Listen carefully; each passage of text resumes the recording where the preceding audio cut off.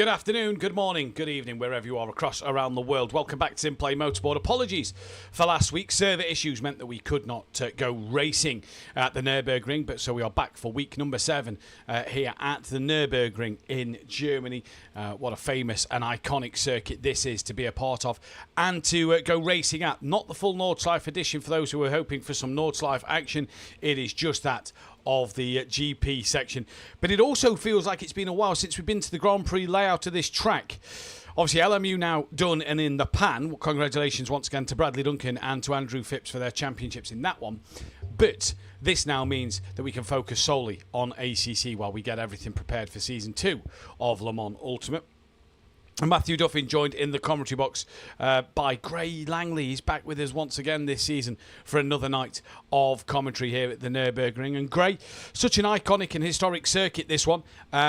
It's going to provide some great entertainment this racing tonight because the field looks pretty close looking up and down. The top 12 separated by 9/10 of a second.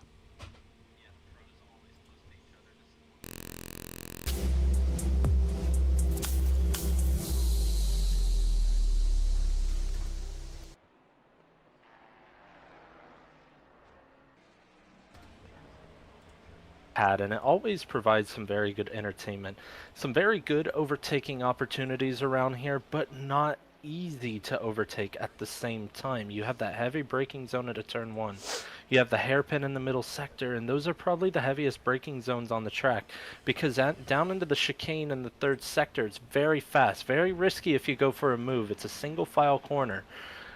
But yeah, we're in for some great action tonight. I think there'll be quite a few incidents, I'll be honest, even with it being the 90-minute race. It's just the likelihood of this track. It's hard to hook up sometimes. I'm glad we're back, though. I think the last time we raced on this track, I was still racing on ACC for SimPlay. But yeah, I believe it was a very fun track as well. It would have been. Yeah. No, we don't have to talk about that, man. It's well in the the season past you now. won.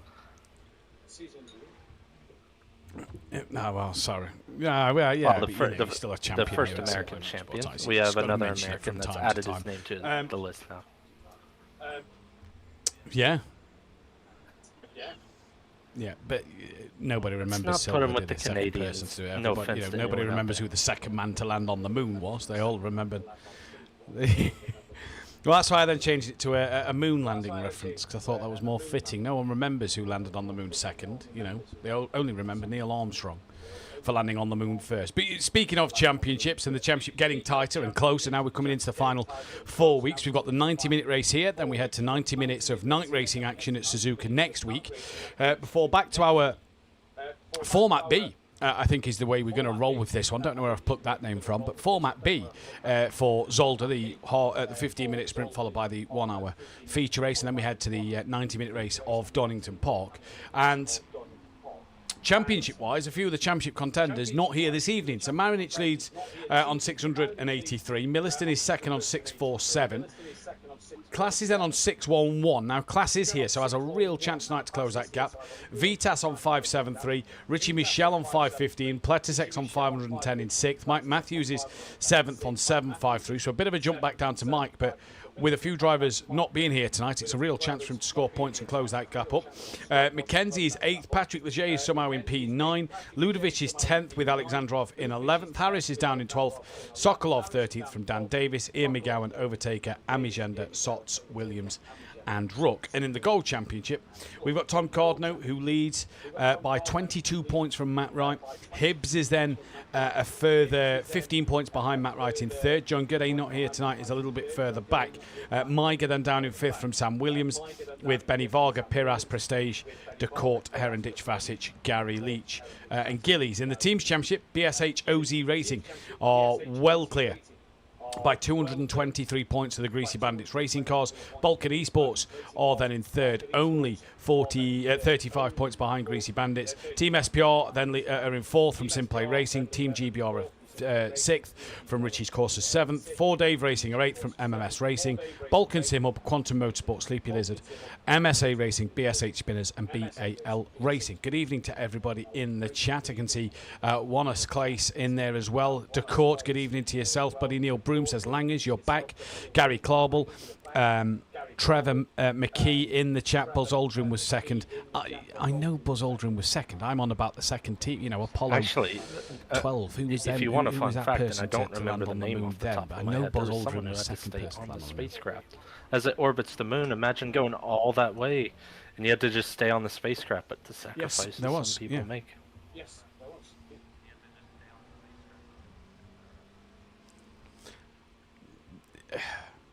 Must be gutting though, innit? You know, to just sort of Someone tees off, and they go while tee off Armstrong on the Aldrin moon, did and the you're work just on the sat moon, there and then, in the space pod. Yeah. Yeah. That's what I mean. You're just sort of radioing down back to them and mission control and all that. That might change in the future as NASA are heading back to the moon in a few years' time. I believe they're doing a test next year, I believe, for Artemis 3 to try and get back to the moon. But we're into qualifying. Car number 7 is out on track first. That is Tom Cardno for the gold, who will be out first on track. And, William Cairns in the chat. Good luck, everyone. Let's go, the MMS, lads. And I showed you the LMU calendar the other day, Langley, didn't I? We're not going to give too much away, but the calendar looks an interesting one. Obviously, we're upping it to 10 races for next season because of the Christmas period and not being able to fit a full third season in, and we didn't want that disruption of Christmas and New Year to disrupt the things. So the calendar looks an interesting one, though, doesn't it? Really looks like an interesting calendar going into LMU next season. Obviously, ACC we've not done the calendar for yet. That'll come during the off-season or towards the final week of this championship. But the LMU calendar really does look like it could be an interesting calendar for next season. Our GT3 champion, as his work week flips over, Bradley Duncan, but he's seen the calendar and he's said he's jealous, big time jealous about some of the tracks we get to drive next season. We do have a couple repeats, not many though. A couple repeats from last season, which are two very good tracks, but one of those repeats will have a different layout to what we did in the previous season. Yeah, it looks like a loaded calendar, if I'm being honest. You have so many iconic tracks. I mean, let's just call it as it is, proper racing circuits. Just historic racing circuits and tracks that are very difficult to navigate sometimes, and I think, and not to mention that we'll have hypercars next season as well, joining the GT3s instead of the LMP2 prototypes. So it is just in for an amazing season, and we're making the jump to 10. I'll be honest, I don't think it's going to drop below 10 since we're making this jump to 10 right away. And you guys in the virtual grandstand have been amazing with the viewership and the comments on the Tuesday nights. It's been amazing to watch back and to see some of the comments made. But very much looking forward to it next season.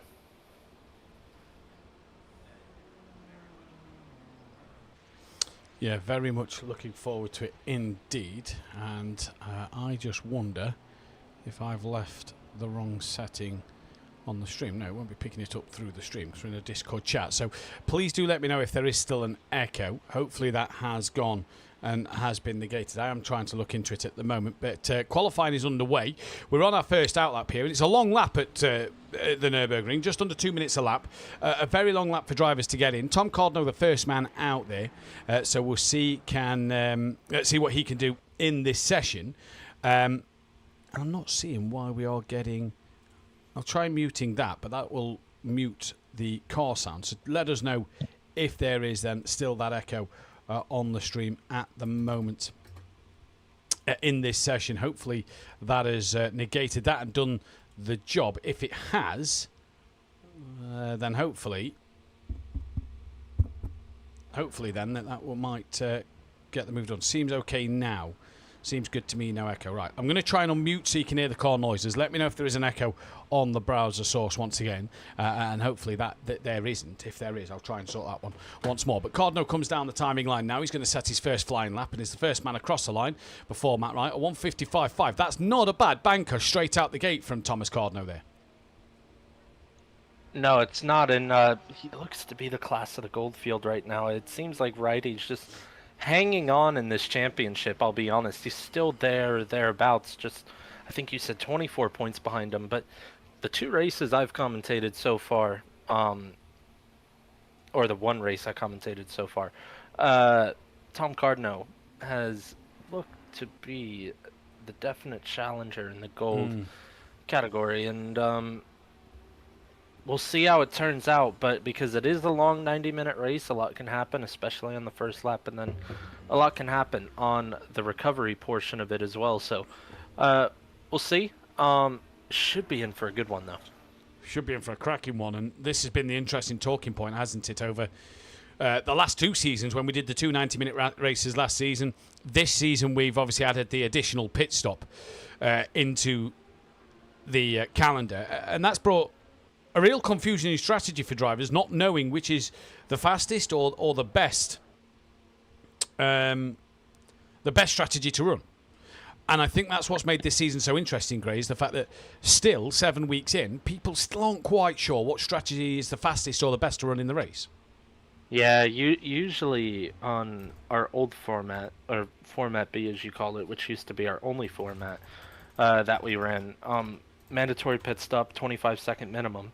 All the pros, even with that 25-second minimum, meaning if you took tires, it'd be 30-second pit stop. All the pros, with it only being a maximum 60-minute race, I believe. Yep. It would just be splash and dash, or you'd fill it, or you do half and half basically. The sprint race would be 1 liter splash and dash, but the actual race would just be half and half, and it just kind of took the strategy element out of it. But having 2 pit stops now in a race, and people, I mean, there's a general consensus on what is pretty quick to get around here, but never a full consensus. You still have people going off strategy, and it does somewhat allow people to go off strategy a bit. Like if you have an incident early, you can box early, get the damage repaired, still have the 1 pit stop left. Everyone else has 2 pit stops still. So that can be helpful in terms of how the racing can get closer toward the end. I like it because it actually brings a strategy element into these races. I know some people that still prefer the other format as well, though. But I think personally that's just because some people don't like what they're not used to. Change can be difficult sometimes for drivers, but I think it's brought a good strategy element this season on both categories, the Pro-Ams and the Pros. Rob Smith just said, loving the 90-minute races, prefer them to the sprints, 120 minutes for next season. Hey. Should tune into LMU. There's a shout, possibly. Rob. Yeah, there's a shout, possibly. Rob Smith. Either way, like you say, it has brought that different element into it, and I'm all here for it. I think they've been fantastic to see. Matt Wright on the second run, by the way, qualifying almost coming to an end. Drivers will get this and 1 more lap under their belt. Anybody who crosses the line just before that 2-minute mark may get 1 final run in. Tom might get 2 more in. Well, DeCourt should as well. Yeah, Tom should get 1 more in. Matt Wright might even get 1 more in after this as well. It's going to be right on the cusp, but yeah, I think Matt Wright should get 1 more in, and I think Hibbs might also be able to get another one in. It's going to be close, but yeah, let's see what they have toward the end. Cardno responds to Righty's pace, going 2.5 tenths quicker than him now. Hibbs in P3, Prestige in P4. It's pretty close, honestly, and this Goldfield is closer than what Alton Park was, I'll tell you that. It really is closer than what Alton Park was. Piras not yet set a representative lap time. His last time was invalidated. Good evening to Peaceful Stepdad, as Benny Varga now moves within 1.3 seconds. But yeah, very close out front. And all 3 of them, the championship protagonists in this Gold Championship, yet to win a title, any of these 3 here at SimPlay. Driver's title, that is, here at SimPlay. So they'd all love to win their first one, especially as it looks like we're coming to the back end of our life of ACC, because obviously the further we go, we know that Season 12 will be Assetto Corsa Competizione on console. Going into the new year, though, we don't know where we're going to be standing with LMU coming to console. We don't know if that's going to be cross-play between the 3 of them or not. We don't know where we stand in terms of Pro and Pro-Am on console as opposed to LMU going in the future direction of SimPlay. So these drivers will want to take that Gold Championship this season to try and have one under their belt before making the switch or seeing what games comes next. Yeah, and it's good that we already have something set up so that we're prepared for the switch instead of going in a bit blind. But yeah, it's good to see, and there's not many drivers' titles up for grabs anymore in ACC. It is true; it's coming to the end of its lifespan, unfortunately. But the numbers are still strong. The attendance is still strong, which is good for our sim racing community, as drivers are coming around to start their final laps right now. Matty Wright will get another lap, and I believe Hibbs will cross the line as well. And moves into second. It's going to be close for Maiga. I don't think he gets it. No, it would have been close. We'll see if he keeps pushing now. Don't know if he did get it or not. That one was very tight, so we'll see if he does keep pushing. Williams definitely won't. Next man towards the line, though, as Prestige has gone into second. Cardno is done, so Cardno doesn't feel like he can improve anymore. Prestige done as well.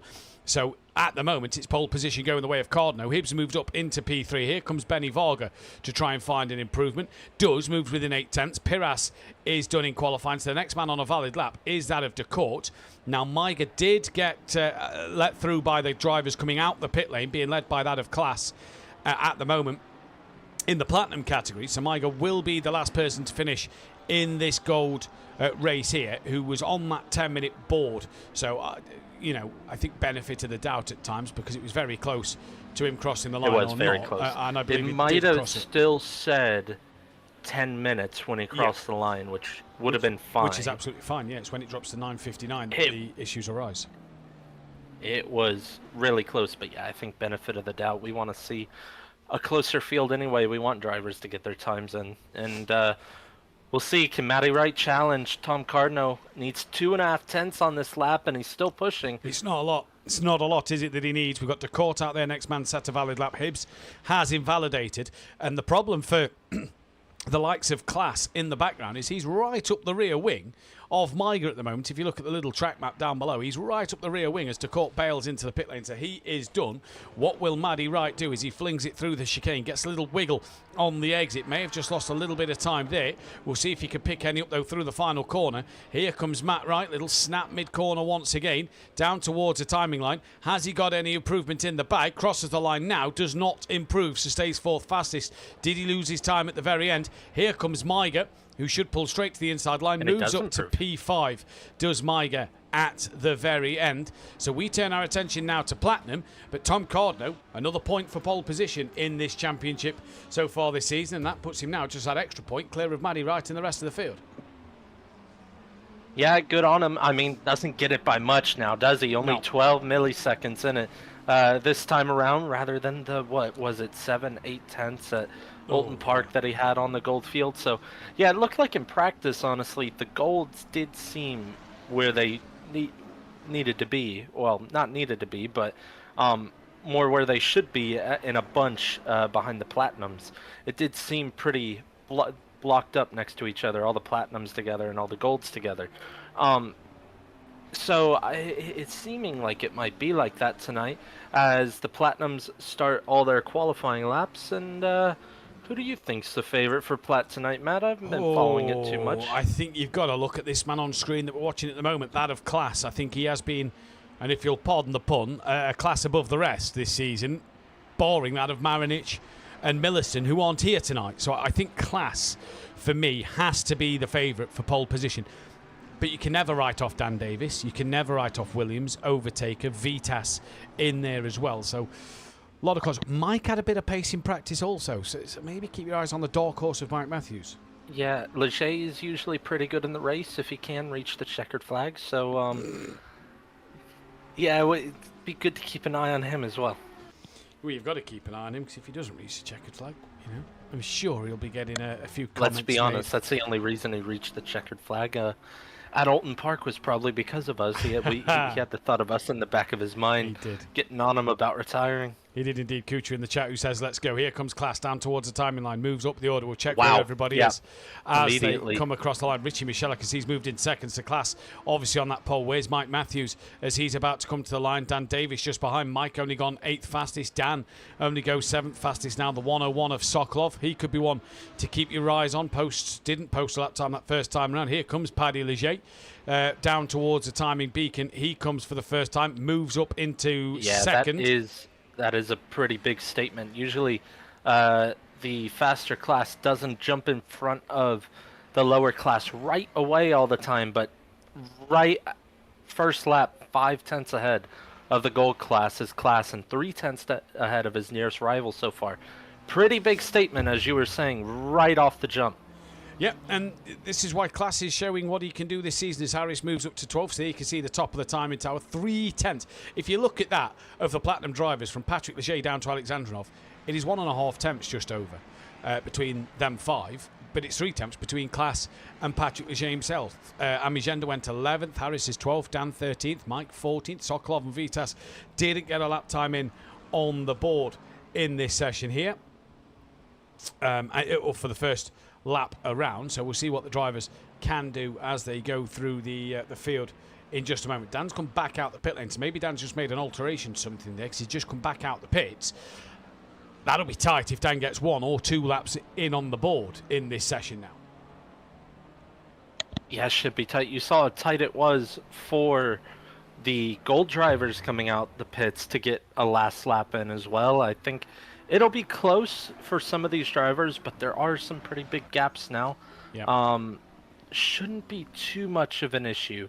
Definitely the first few drivers crossing the line now, like Class Richie Michelle, who actually hops up to the top of the timing tower. We'll see what Mike Matthews can do down in 15.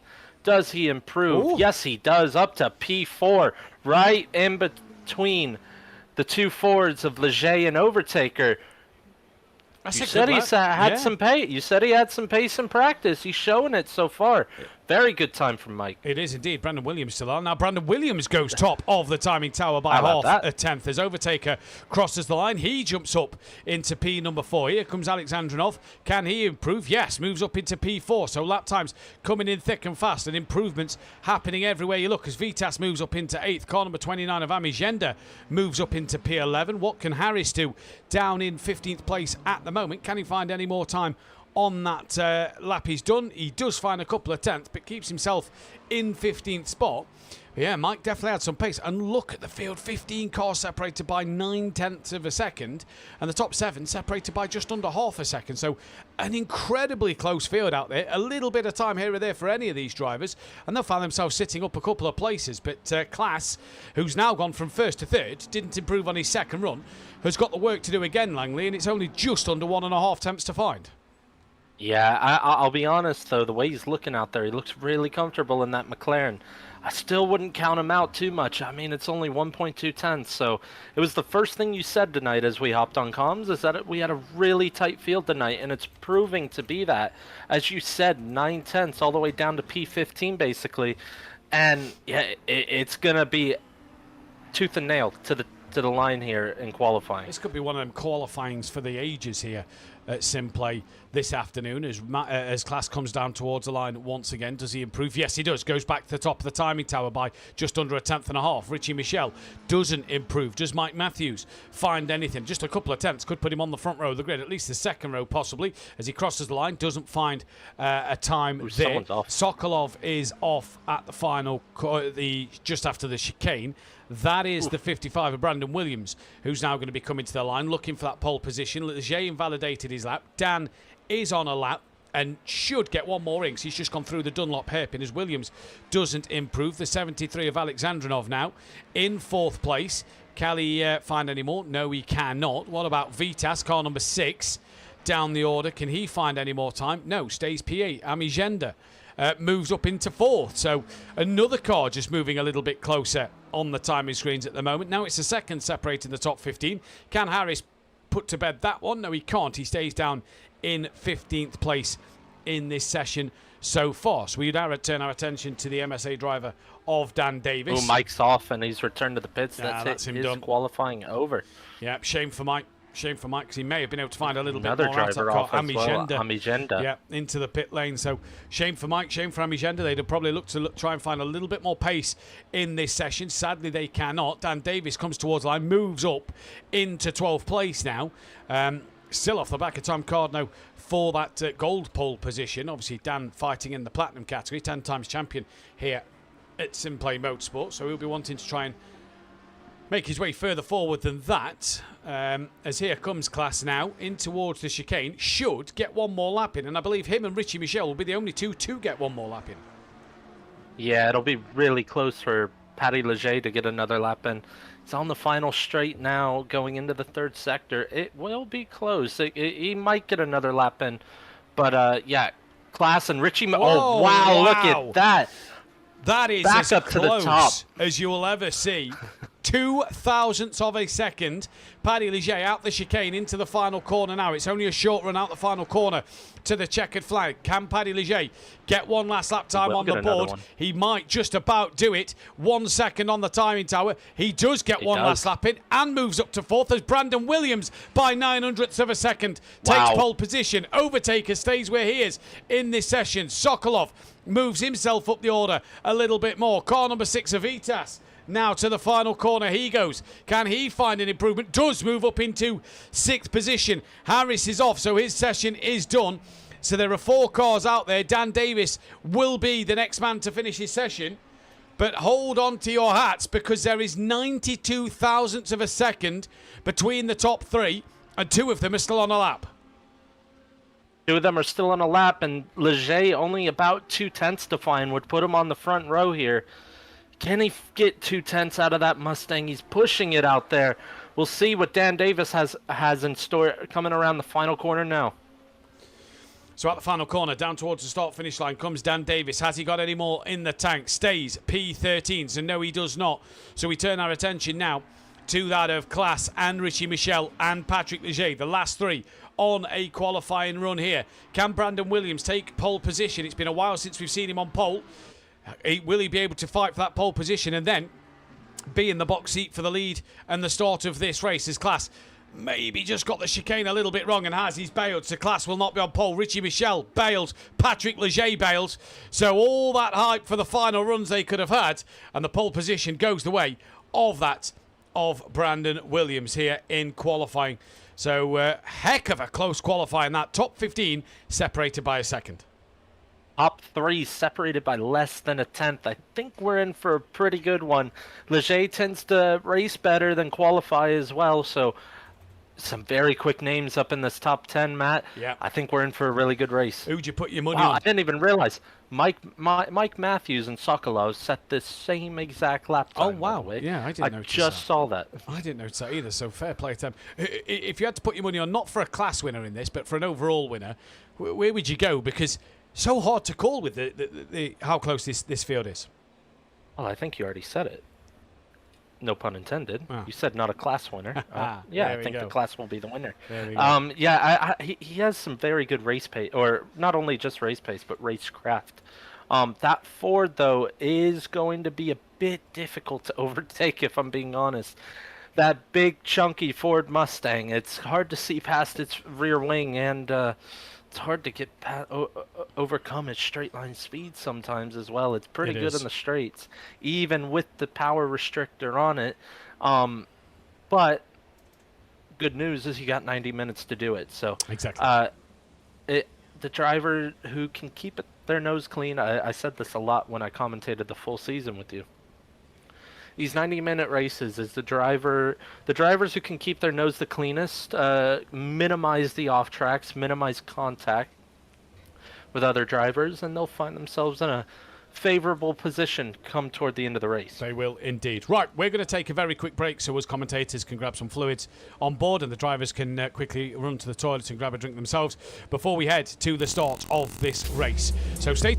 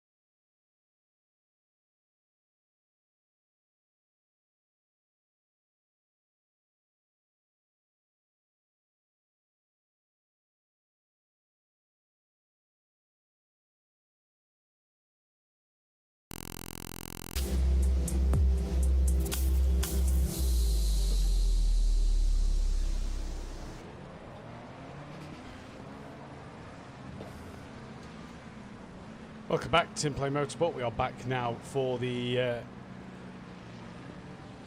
final, the one and only race of the day here. So the grid order, once again, if you have just tuned in, is Brandon Williams from Richie Michel, Class from Patrick Leger, Amigenda from Vitas with Alexandrov from Overtaker, Mike Matthews from Sokolov with Cardno, your gold pole sitter from Prestige, Davis from Hibbs with Wright from Harris, Maiger from Benny Varga, Williams from DeCourt, and Piras at the back on his own.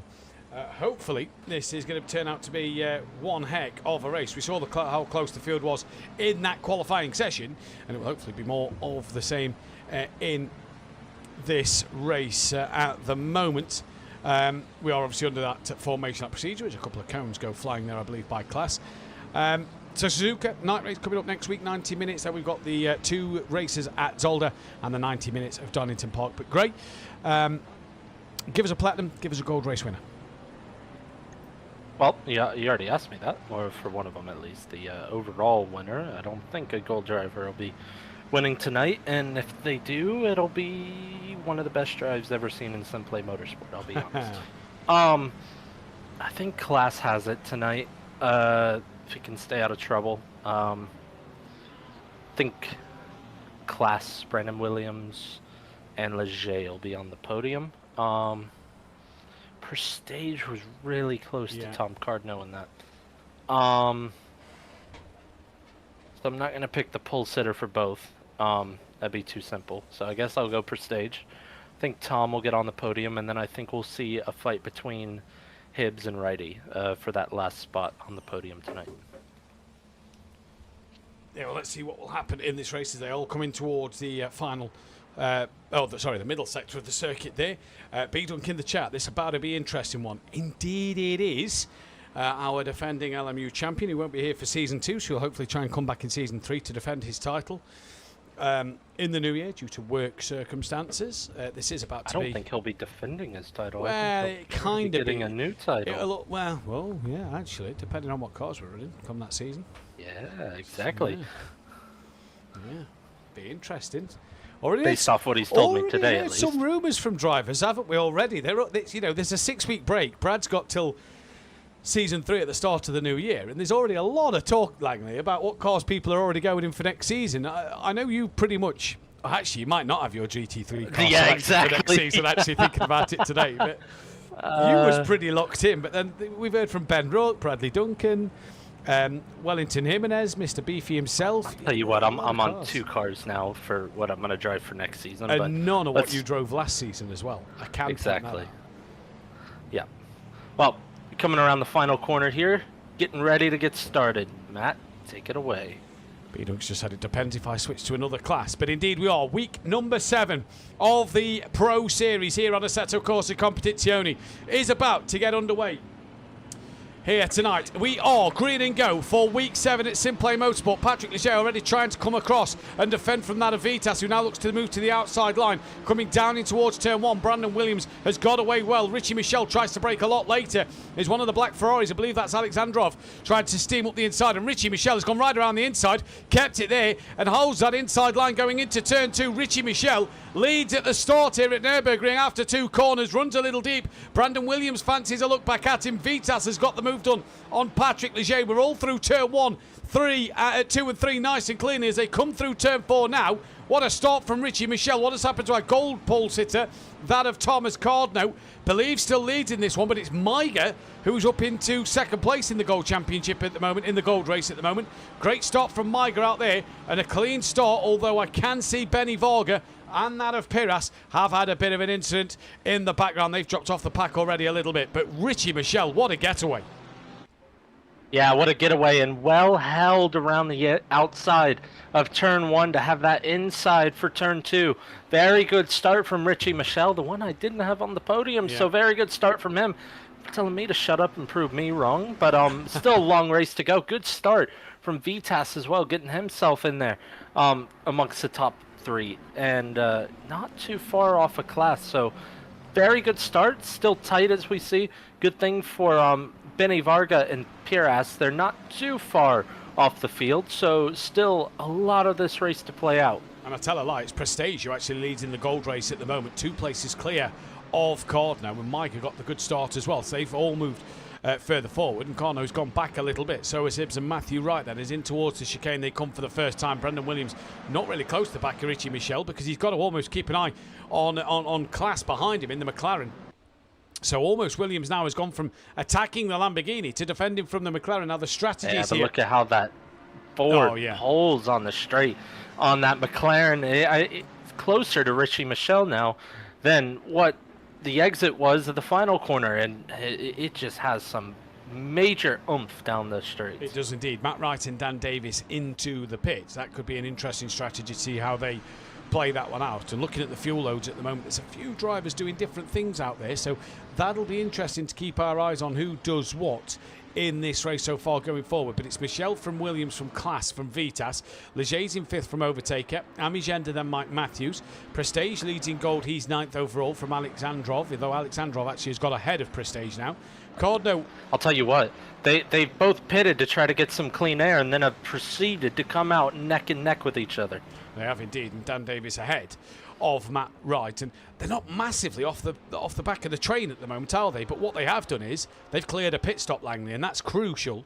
They're obviously now going to go as long as they can into this race before making that second and final stop of it. Yeah, I think their thought process is, let me get away from the cars around me, less incident prone, and push on, try to get some clean air, and hopefully when everyone else makes their pit stop, come out in front of more of them. And that's going to be the key thing to keep your eyes on with Dan and Matt Wright, is that clean air. That's going to be the biggest thing, unless they battle each other. The clean air Brandon is going Williams to be huge. A little bit wide. I mean, Class is all over the back of this Ford Mustang. But that Ford Mustang on the straight. Class giving it a little wiggle there.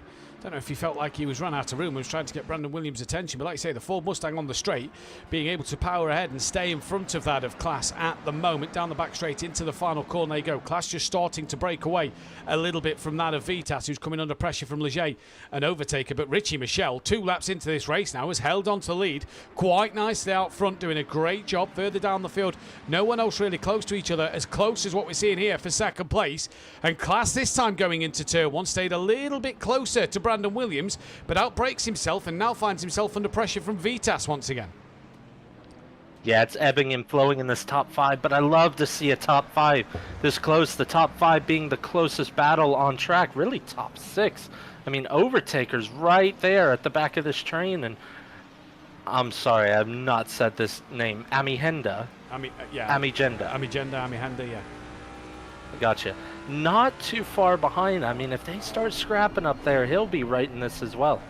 He will indeed. Richie Michel not yet broke away to the second mark, and Class has just lost a bit more there. Vitas dropped a wheel into the gravel, but Patrick Leger is not close enough to capitalise on the poor exit of that of Vitas then. Further down the field, Mike getting close to Cardno, although Cardno's going to try and stick the nose up the inside, coming into the Dunlop hairpin. Can't get the move done there, but Cardno now started to put pressure as Prestige has gone deep at the hairpin, and that's allowed Cardno through, and maybe his teammate off Maiga. So a change for the lead in gold. It is Tom Cardno now back into the lead of the gold category at the moment, and Prestige has lost 2 places and is now coming under pressure from that of Sokolov in the Ferrari then, as they approach down now just after the Schumacher S's. Can Sokolov try and find a way through on the leader? Brandon Williams as well cut the gap shorter to Richie Michel in the middle sector.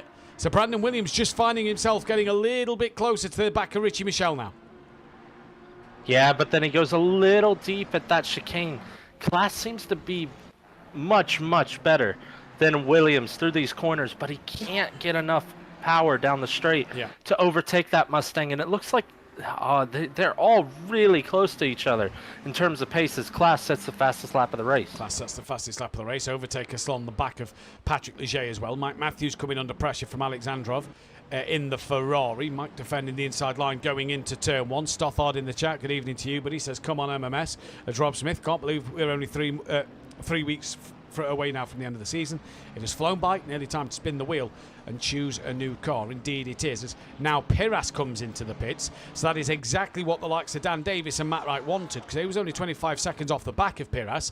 They're both going to get ahead of him in the pit stops, which means that's one car that as they start to close up to the back of this train, they won't have to deal with. Yeah, and Class, I'm just watching this. He's basically pushing the Ford Mustang through this middle sector here. And it looks like, without a mistake, that Brandon Williams might start becoming a bit of a bottleneck in this middle sector. I mean, it's allowing Vitas to get all over the back of that rear wing McLaren of Class, who, by the way, just set the fastest lap of the race and will be desperate to get by that Ford. Maybe wishing he had thought of a strategy like Matt Wright and Dan Davis to get in clean air and push a little bit right now. And that fastest lap was 3 thousandths quicker than Brandon Williams' last lap. Best lap, which is also only 5 thousandths of a second quicker than Richie Michelle. So the difference in the field as Hibbs makes a mistake on the exit of the Schumacher S's, and through goes Michael Harris up another spot. Krista Court almost fancied that one as well. Piras still in the pit lane, so maybe some damage on that car. Prestige gaining on the back of his teammate Mike, who's losing out to Tom Cardno. Now Cardno may fancy his chances of chasing down after the front pack here. Patrick Leger all over the rear of Vitas at the moment.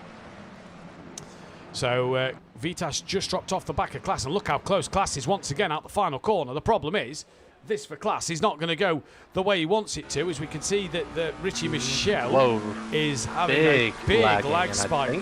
I think he's disconnected. I think you might be right. Yeah, can't see him out there. Can't click on him, so yeah, I think he's disconnected from this one. What a shame. What a shame, because he was doing so well in the lead of this race as well, wasn't he? So that's put Brandon Williams back up to the top. So this now is a battle for the lead of the race between these front two. Yeah, and I've realized that Piras is still in the pits. He wasn't just making a pit stop. He might have had some significant damage or had to return to the pits. So Richie Michelle's gotten back in. Unfortunately, back in the pit lane, though. And that's very unlucky for someone who had a great start to this race and was showing great pace out front. He'll be about trying to score as many points as he can now in this one, as we can go back down to Prestige, who's got Sokolov really close to the back of him. Harris waiting in the wings, following suit as well. Hibbs is still coming under pressure from DeCourt. Bit of a drop back then to Williams and Benny Varga. Dan Davis now 23 seconds off the back of Benny Varga. But obviously for Dan and Matt, that's another place gained by pitting early due to Richie Michelle's disconnection there, unfortunately. But here comes Sokolov. I do think that changes the complexion of this race a little. Because huge. If you're Class, now you're almost happy to sit behind. You know who you have to beat. It's just the car in front of you. The issue before was it was like, oh man, I feel like I'm losing time to Richie Michelle out there. I got to get past this Ford now and get a move on.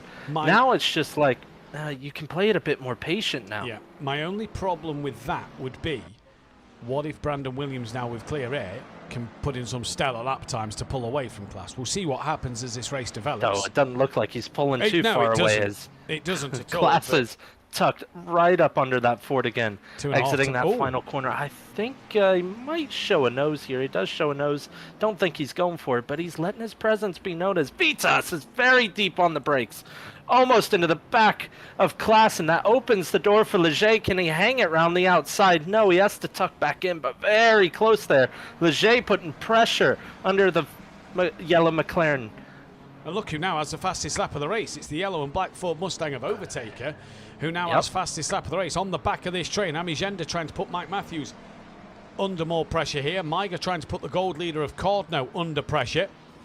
So I think you mean Alexandrov. Alexandrov, sorry, yeah. Putting Mike Matthews under pressure. It's Maiga putting Cordno under pressure in this race. We've got Sokolov, who has got past Hibbs. In fact, Hibbs has lost out to Michael Harris as well. Great battles. Great battles for the lead in both classes.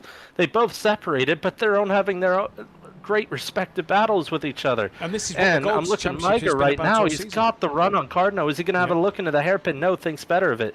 As Cardno does go deep, though, might open the door for Maiga. Tries to stick the nose in there. Not quite. Cardno with a better run out of the loop there.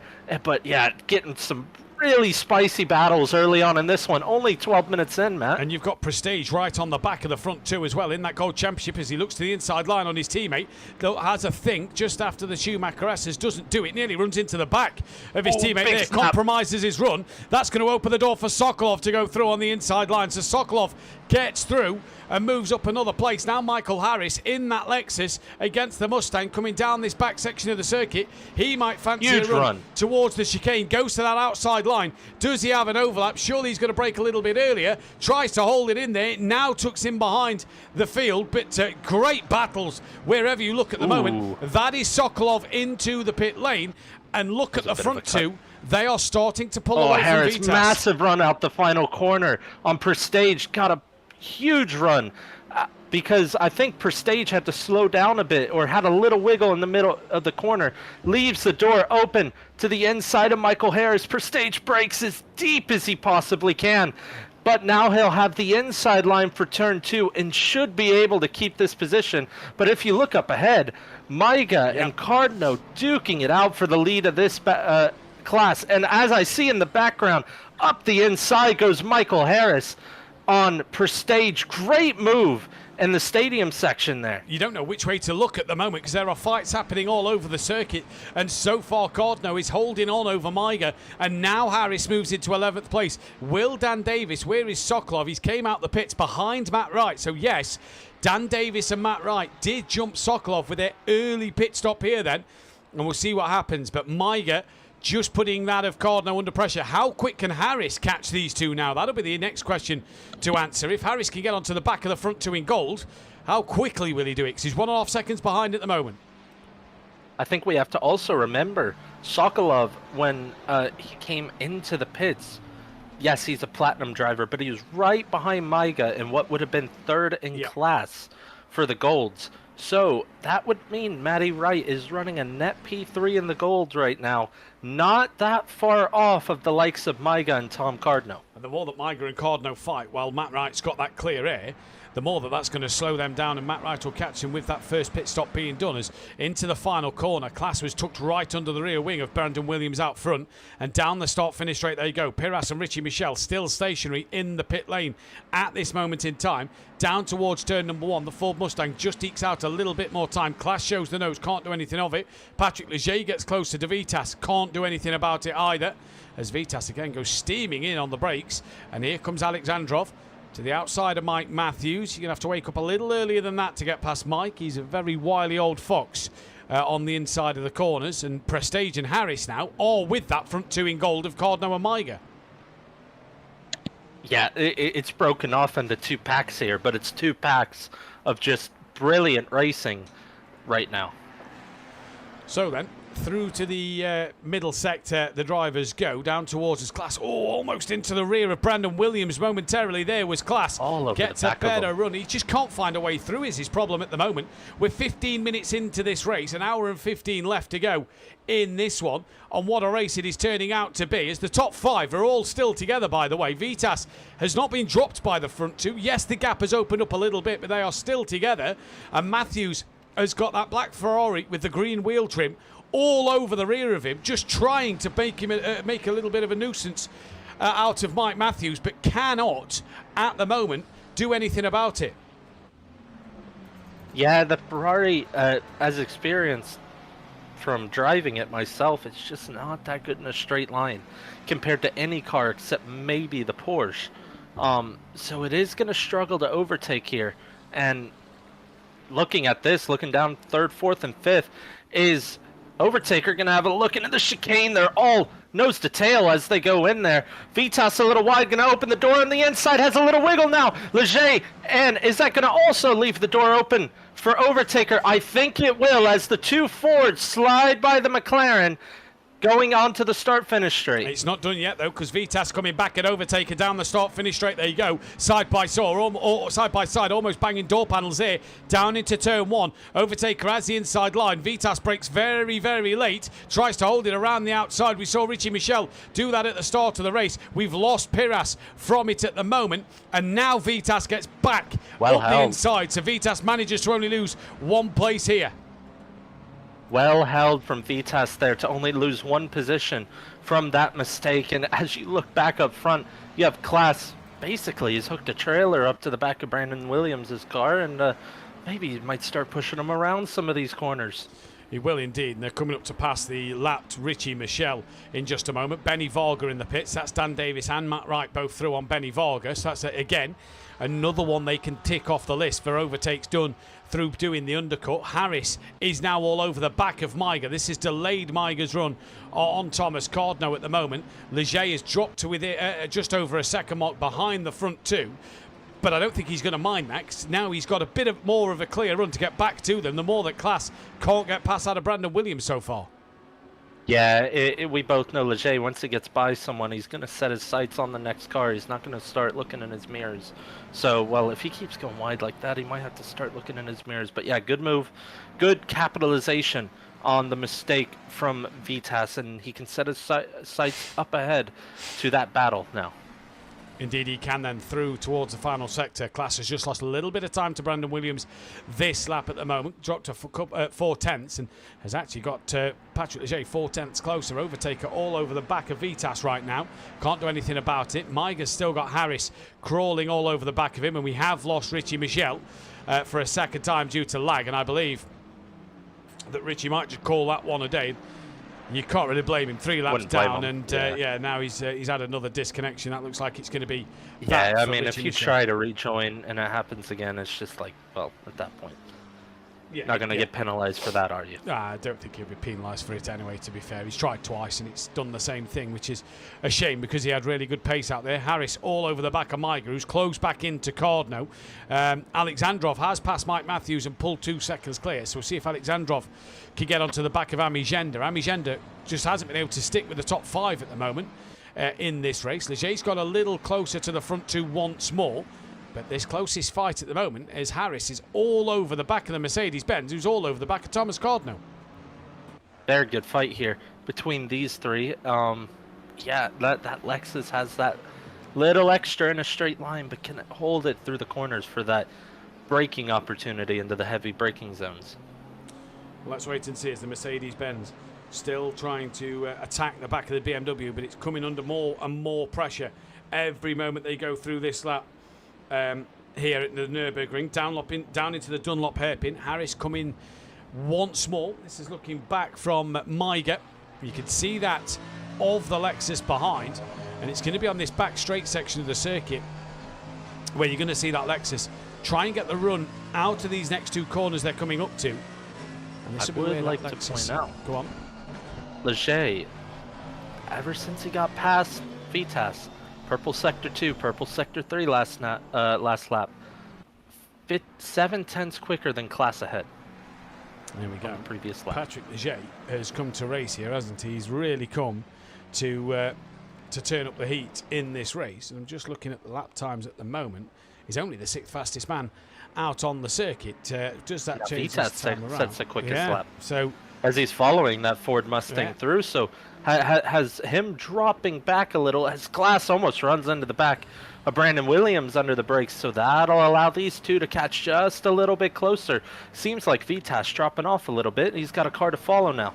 Car to follow, and a big hole being punched in the air, giving him an almighty slipstream down the start-finish straight and the back straight as well. So Vitas stuck to the back of Leger like glue. Leger still gaining on the front 2. What's happening down between Maiga and Harris? Harris a little slidey through turn 2 there, coming in towards turn number 3. Sokolov's on the rear of Matt Wright as well. That is for 17th and 18th place, but these two have pitted. So has Benny Varga in this race. So we'll see what happens as they come down towards the timing line once more here. And yeah, no move. Sokolov not close enough at the moment. Harris, though, still all over the back. Mike is just wiggling a little bit now, as if his tyres are just going through a little bit of a phase out there on the circuit, because Harris seems to be more planted than the car in front. So we'll see if that'll keep up in that way at this moment in time as this race goes on. And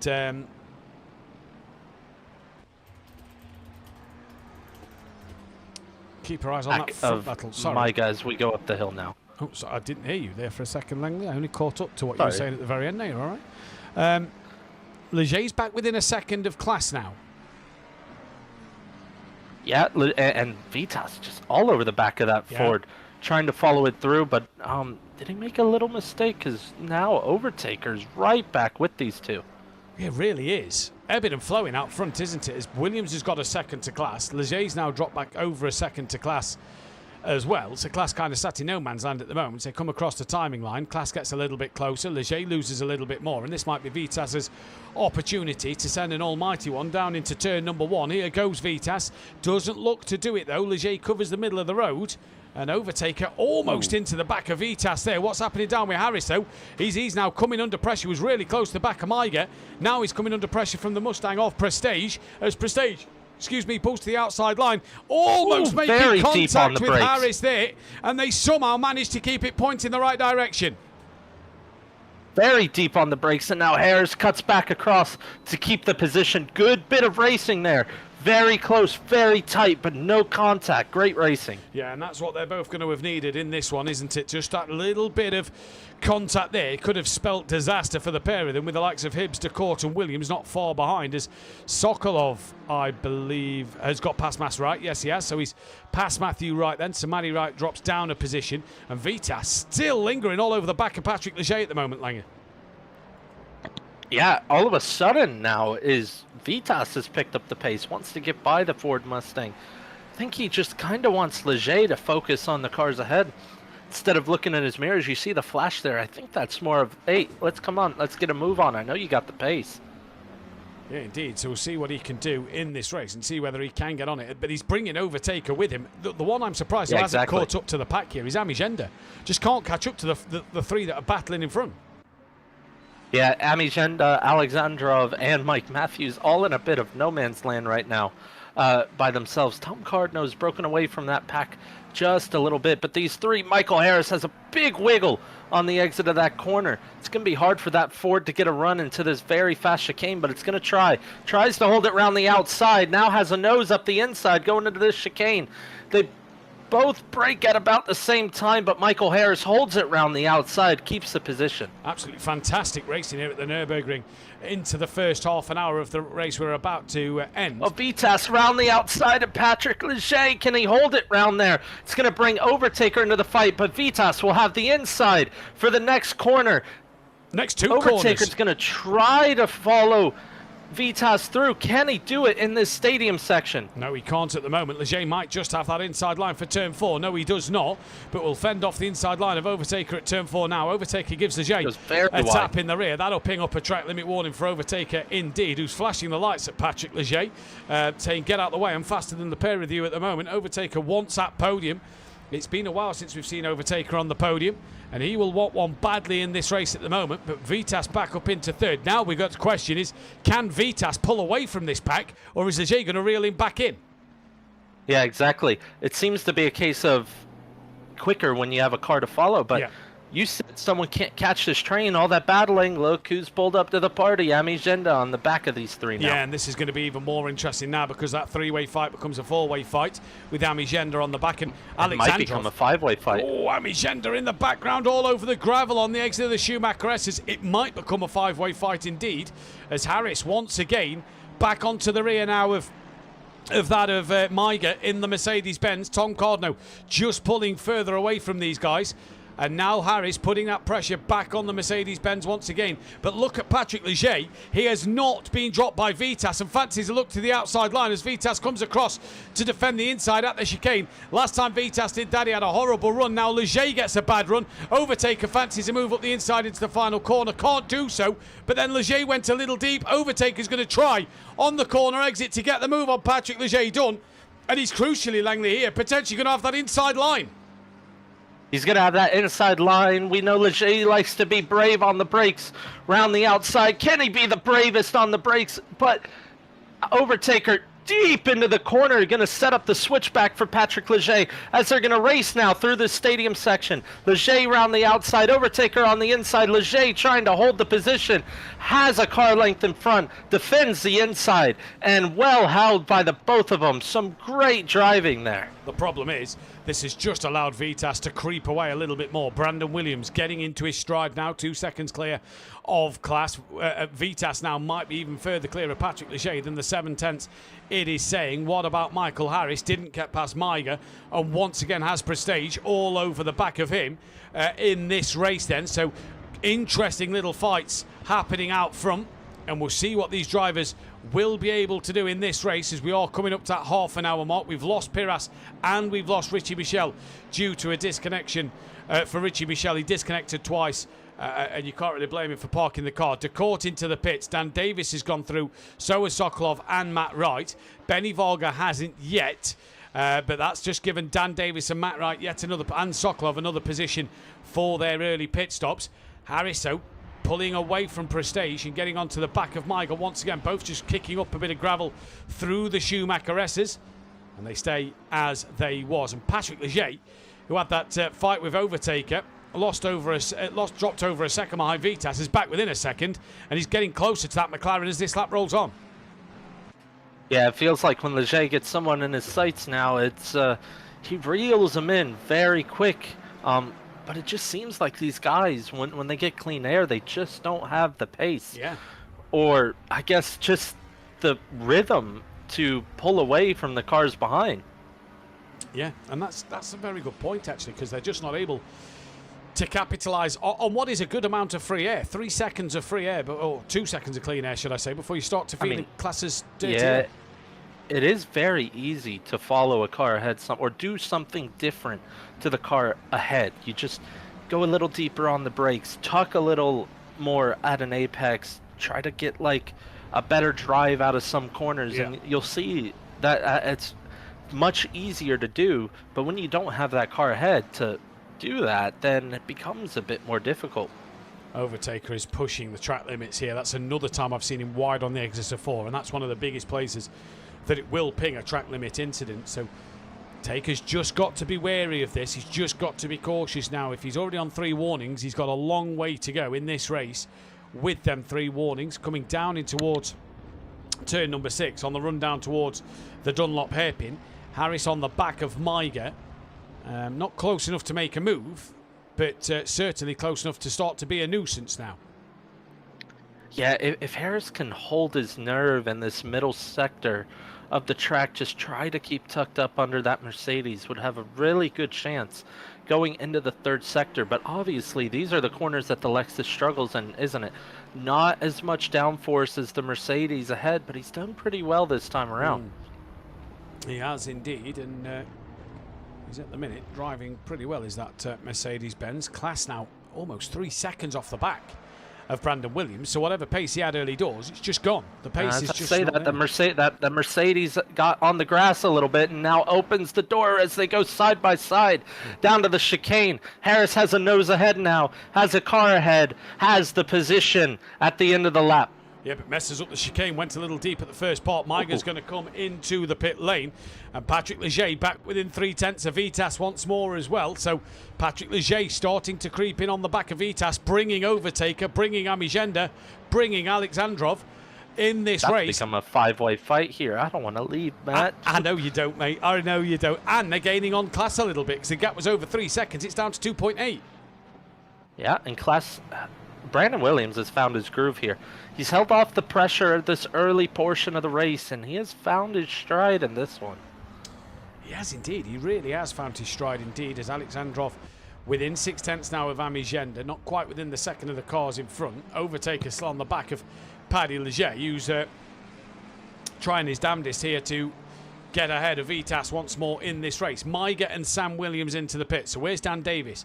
He's gone through.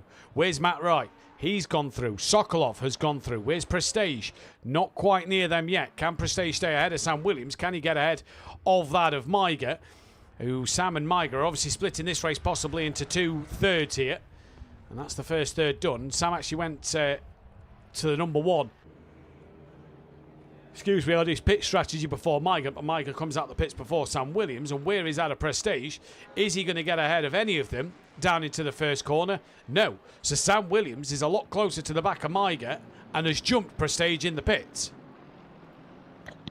You also wonder what people are doing in terms of tires this race. Is it worth taking tires?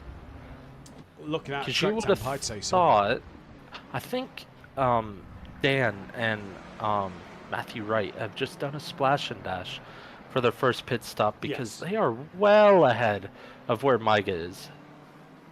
Yeah, they are. And if you think of that, Matty Wright then, Is that a potential second, if not net lead of the gold race at the moment? Because he is we'll see, clear because of you'd have to Miga. think. You would have to think that he'd have to do at least another pit stop for fuel. Everybody does, but does that to me say, Langley, that Miga's taken tyres there? Because he's 26 seconds behind Matt Wright. Yeah, I mean, that's what I would think, because if you take tires, it's 30 seconds. So that's what I would think in this one. Is 30 seconds worth it, though, over this race distance? That's what you have to think.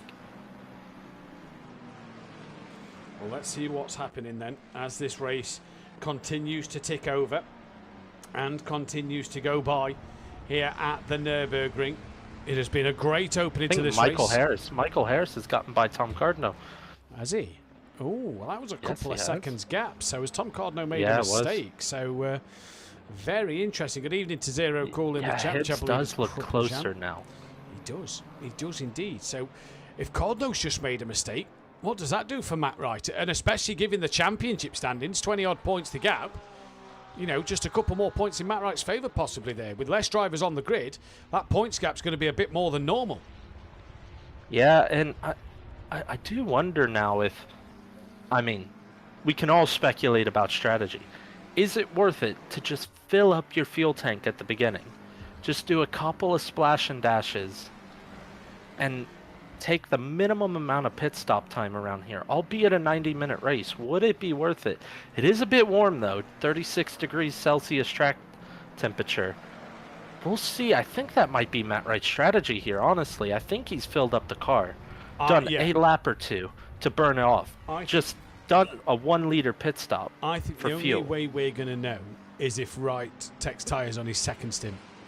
That's the only way we're going to know what has happened there, because you have to say that if Matt Wright manages to get this one done and wins this race, what a strategy it was. Yeah, it would be a good strategy for him. It's very interesting, and this is why I like the two pit stops.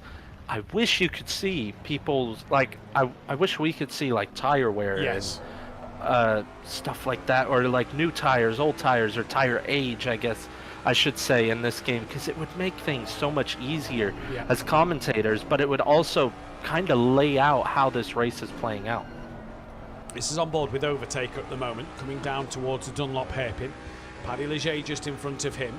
56 minutes remain on the clock. The top 11 are yet to pit. Dan Davis has moved his way up to 12. Paddy Leger very deep at the Dunlop hairpin.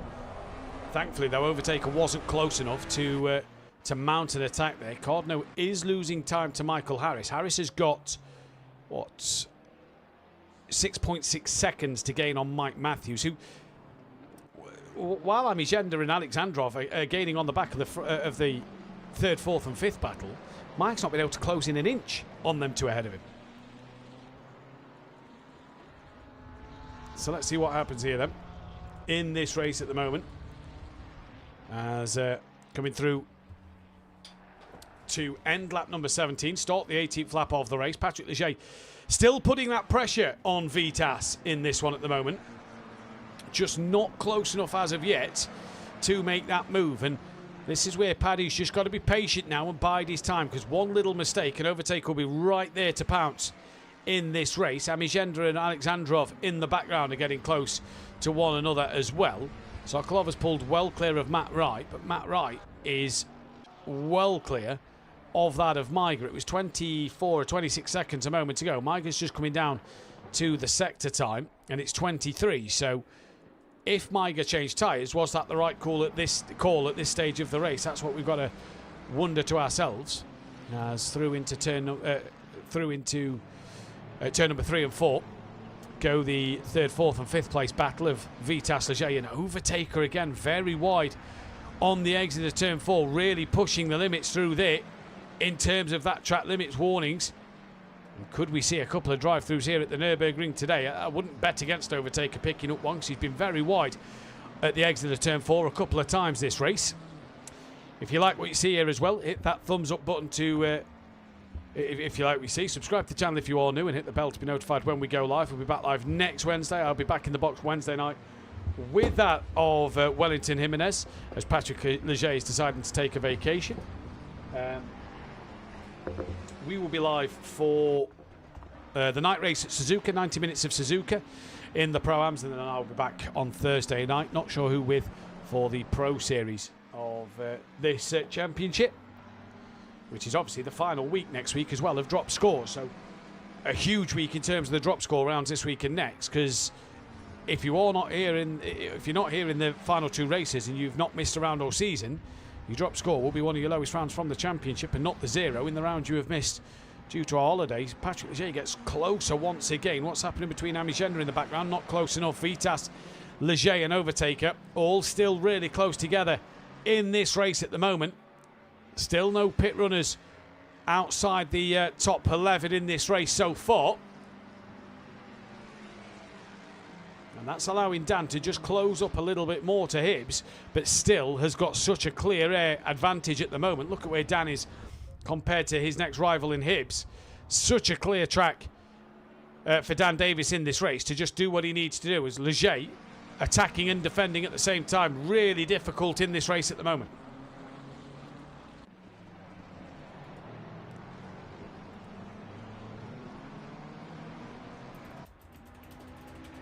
So then, 52 minutes left in this race.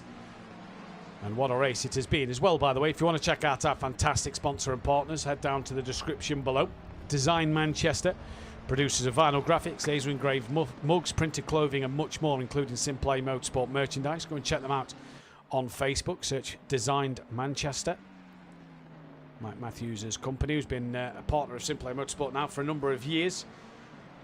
They do some fantastic work as well. As this battle, the closest one on track, still raging on. Harris gaining on Mike Matthews a little bit now, so Mike just sort of stagnated a little bit, not quite got the pace of the top 7, and maybe not the pace of Harris, but we'll wait and see what he can do.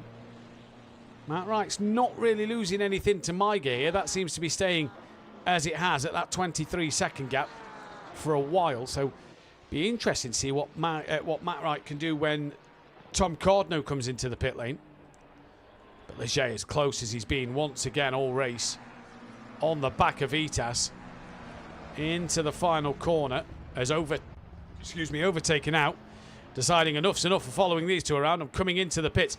These two are also gaining on that of Class in front. The gap stands 2.1 as here comes Alexandrov down the inside of Amigenda in towards turn number 1. There you go.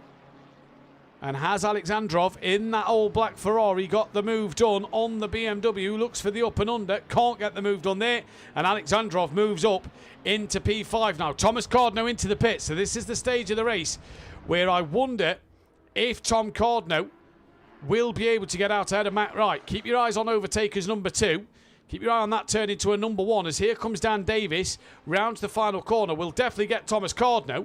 But will he get that of Overtaker in this race? Yes, he will. So Dan Davis has jumped ahead of Overtaker.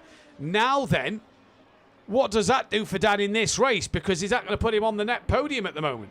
Crazy stuff already out here at the Nurburgring. In fact, I think Tom Cardno's jumped Overtaker in the pits, which would mean he's only taken fuel here. He has jumped him. Where did Matt Wright come out? Matt Wright's jumped Cardno. So Matt Wright is your net gold leader when Hibbs comes into the pit. So the early pit stop for Matt Wright has worked an absolute treat for him. Yeah, it has. And I think it was the right call because Tom Cardno's only taken fuel as well. Overtaker has to have taken tires or there'd be no reason other than him dropping behind Cardno here. Yeah, must have done. Overtaker's definitely, and he's not just fallen behind Cardno, by the way. He's a couple of seconds behind Cardno. It's really just on Matt Wright's next pit stop. Is he going to take tires or not? He's going to have to take a bit of fuel, I believe, which will increase his pit stop time, but is he... We know that Porsche's a bit of a fuel guzzler as well. Sorry, Leger nearly hit Vitas coming into the pit lane before the pit lane marker board. As we know, you ghost in the pits, but not before the pit lane marker board. So Leger nearly into the boot lid of Vitas there, but them two are now in. So now where's Dan Davis? He's coming through that quick right-hand kink in towards the chicane. Dan Davis here might jump ahead of these two. So we're saying about Matt Wright being the net leader in gold at the moment. And what a strategy from him. Dan Davis did the same, pitted on the same lap. What a strategy call from him. Yeah, exactly. And it's put himself in at least a competitive position. Whether he does end up taking tires at some point or not, it's up to him. He's put himself with a fighting chance for a podium here. Sokolov also gets through. Vitas has gone. Here comes Matt Wright. So Vitas is away. Leger's not yet turned to the number one. He does now. So Matt Wright's also jumped them. Tom Cordno might jump them both as well. And did Overtaker get the undercut? Well, they've just come off the limiter. He's going to get himself ahead of Patrick Leger, it looks like. Yes, he does. Cordno gets ahead of Vitas. Oh, Leger nearly into the back of Overtaker close there. But Overtaker has crucially jumped one of the two cars he was racing. Yeah, but let's keep an eye on Vitas here. Can he get by Tom Cardno? It's gonna hold them up. Massive send up the inside. Cardno basically left the door open, though. Yeah, he did leave the door open and almost came to a stop. Wow, that's another massive off again. That's a few times he's done that. He's got to be close to picking up them track limit warnings. Mike started to close the gap down to Amigenda now, so has started to get a little bit closer to the BMW. And what is happening to the top four? Williams stays out. Class is in the pits. Class in the pits. Amigenda and Alexandrov stay out. Mike staying out. Dan Davis could be second place in this race here, you know. Could genuinely be second place in this race. So what he's done is he's gotten clear air, and he's basically split this race in half now, almost like what our old races were.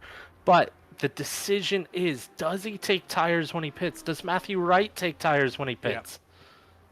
Because that's going to negate it, isn't it? If Class takes tyres now and Dan takes tyres on his second stop, that's going to negate the work that Dan Davis has done in this race so far almost, as Benny Vargas back in for his second and final But you would stop. have to think that he's used the clean air to his advantage to overtake the cars that he would have been stuck behind. Yeah. And he'll have fresh tires to the end now, whereas some people have put fresh tires on as soon as 15 minutes ago. So at least he'll have it for the majority of the second stint. Right. That's if he were to do it soon. Dan has got ahead of Class, so has Sokolov, so has Mathew Wright here then. Did Vitas jump ahead of Class? No, I don't think he did. No, he hasn't. He hasn't jumped ahead of Class at all. And Overtaker and Leger have both passed Cordno as well. So crazy race at the moment. Real crazy race. I still don't know, because of the different strategies out there, I don't know which way this one's going to go at all. Yeah, I don't know either. I'll have to keep an eye on my phone once I go, but yeah. I do think I have to start wrapping things up now. No worries. I will have to shoot off. So thank you all for watching so far. Don't go anywhere. You still got 45 minutes left, and but that'll be it from me tonight. Great to commentate alongside you again. Once again, Matt, hopefully back for some more next week, but we'll see. Hopefully, dude. But yeah. Been a pleasure. Enjoy work. Have a good shift.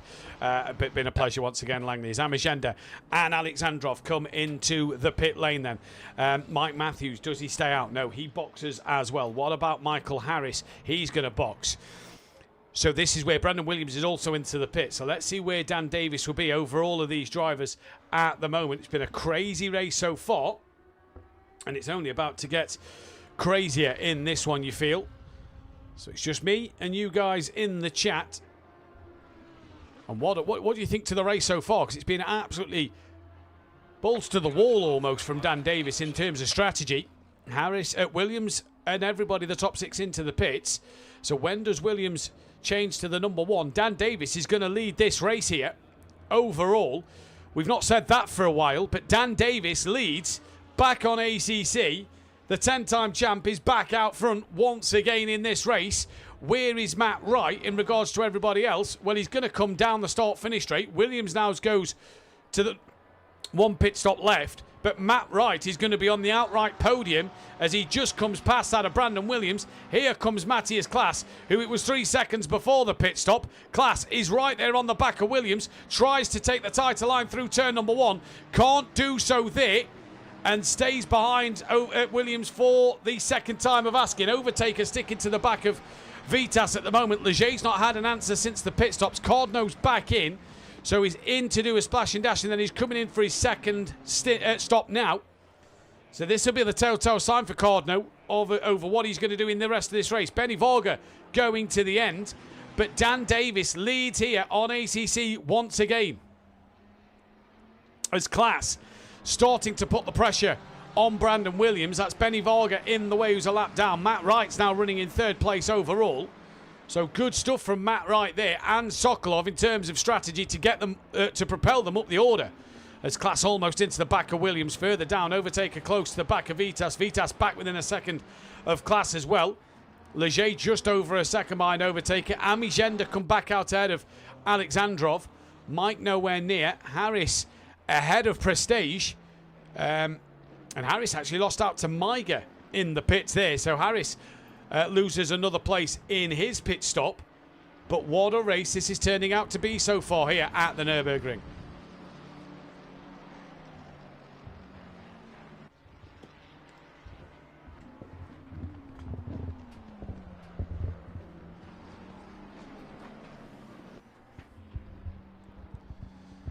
So now then, the question is going to be on everybody's faces is what can Dan Davis do as Sokolov is coming in for his second stop of the race. So this will be his second and final stop as Vitas looks to try and get the run on Class. Class hasn't had the greatest of exits from the final corner, and this is going to allow Vitas to get through. Through goes Vitas on Class. Now Overtaker looks to take the inside line on Class as well. Nearly trying to follow Vitas through. Through goes Overtaker. Does he get the job fully done on the McLaren of Class, the Greasy Bandits car? They make contact. Overtaker goes off the circuit. Where's Patrick Leger in all of this? Believe Patrick Leger might just get ahead of Overtaker, and does get ahead of Overtaker.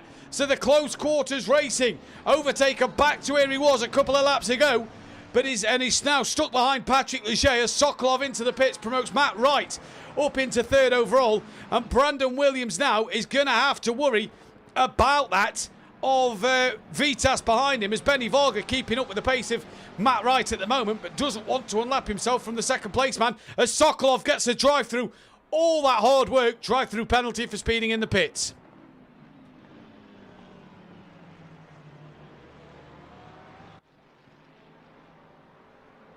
And I couldn't scream more, Rob.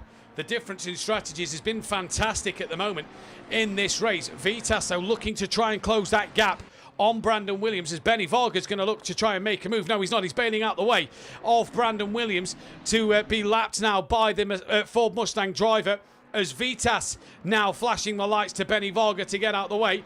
Matt Wright coming under pressure from the Mustang of Brandon Williams. Is this a case of Matt Wright's tyres just starting to go off as they approach the 50-minute mark? Brandon Williams going to look to the outside line. This might be a fight that Williams doesn't want to take. He's going to try and hold it strong around the outside. Gives him the inside. Vitas gives Matt Wright a tap up the rear. Matt Wright into the pit zone, as is Dan Davis. And what that has done is that has put Vitas, Class, Leger and Overtaker all on the rear of Brandon Williams for that, what is now lead of this race. It is all kicking off here at the Nurburgring. And what a place to watch the racing action as Leger's defending from that of Overtaker. Round the outside of turn one, Overtaker goes, getting that run possibly on Patrick Leger at the moment. Can he make the move stick? Still there on the inside line for turn two. Almost spinning around Patrick Leger there, and Overtaker has to tuck in behind and wait once again as Harris is in for his second stop of the race. What a race here at the Nurburgring. And Greg Langley's gone at the wrong moment because it's just gone up another level here.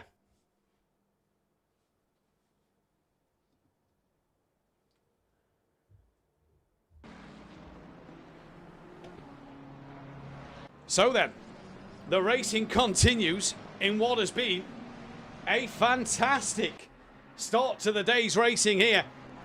With 39 minutes left on the clock, Brandon Williams leads from Vitas, from Class, from Leger, from Overtaker. 4-second gap back to Amigenda, who's got Alexandrov putting the pressure on him. Believe it's then Mike Matthews. Yes, it is. Then I believe it is Maiger. From them, Prestige. Then I think it is indeed Damien Hibbs. From them, DeCourt. And then Sam Williams. Then I believe it is that of Dan Davis. Now, if Dan and Matt have just taken tyres in this stop, they will have fresher rubber come the end of this race. But what will they be able to do? That's the biggest question. What will they be able to do in this race at the moment? As it's been a frantic race out front, though. Let's go back to the race leader, Vitas. Having a look, just trying to take a tighter line on exit than Brandon Williams. Brandon Williams now goes on the defensive early doors. Vitas coming down the start-finish straight, right on the rear of the Ford Mustang. Pulls to the outside, checks back to the inside, but Williams doesn't move his car. And he's now going to look for the long way around his Vitas. No, he's not. Looks for the up and under. Can't get that move done either. And without the championship leaders here, this is going any way possible in this fight at the moment. And it is almost 5 for the leaders. Vitas nearly into the boot leader, Brandon Williams, as they come in towards turn number 4. Brandon keeps it pointing in the right direction and stays out front. Overtaker again with that wide line out the corner. Alexandrov, fastest lap of the race. He's on the rear of Amigenda. They want to get on with this, to get onto this lead 5 battle for the lead of the race here at the Nurburgring. Assetto Corsa Competizione console. Well, we said it's coming to the end of its life, but the racing action is as good as it has ever been at the moment.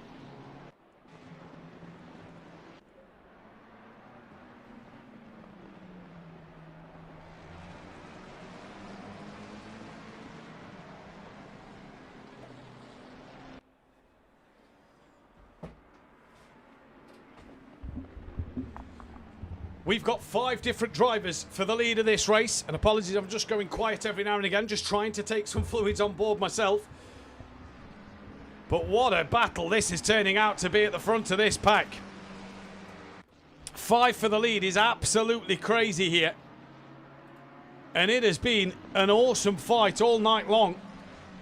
And Brandon Williams' gap has just been sort of reined in since the pit stops.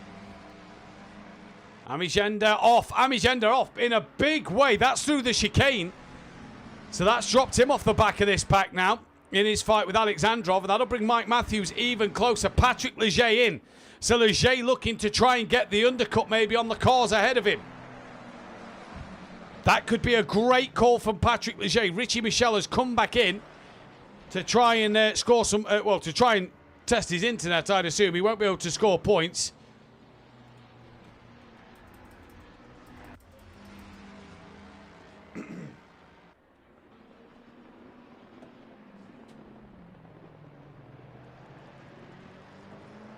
Overtaker again with that wide line through. What an absolute brilliant race this has been. Max Mulder in the chat, this is some good close racing. Indeed it is. Hope you're doing well, Max, by the way. Been a while. I hope you're doing well, buddy.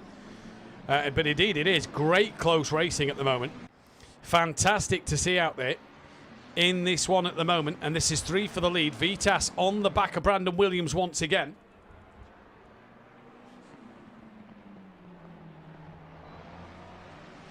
Just trying to find a way past this Ford Mustang.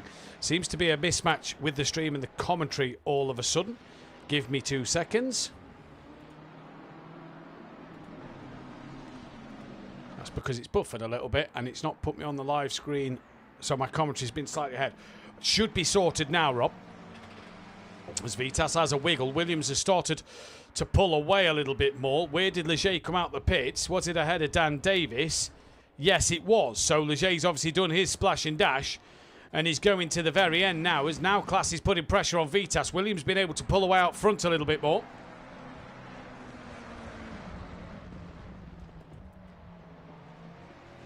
Let me know, Rob, if that has sorted it, by the way.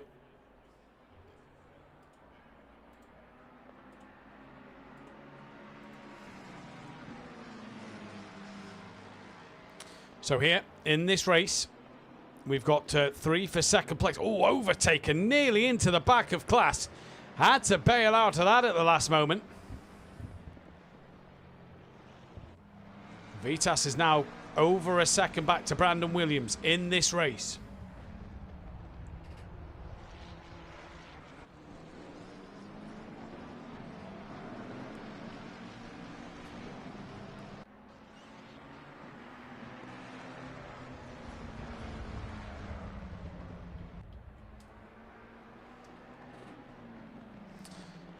absolutely crucial to see what will happen here. Williams in for his second stop. Matt Wright then will gain that place in the gold battle, I do believe. And we'll keep our eyes on as this race progresses in a moment or two out front, because Williams has started to pull away from Vitas, who's under pressure from Class. He's pulled away from Overtaker a little bit. Alexandrov with the fastest lap, sitting pretty comfortably in P5 right now.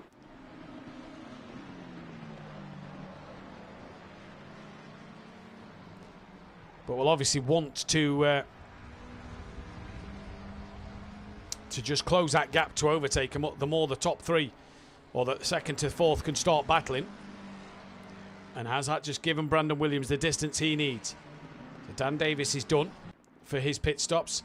Sam Williams in the pits. Harris, Wright, Cardno, Sokolov all through. Benny Vargas not close enough, so Sam coming out the pits now. So pit stops being completed in this race. And Class wants that second place back, because while his two championship rivals aren't here, he wants as many points as possible in this race to try and pull ahead of the rest of the field here.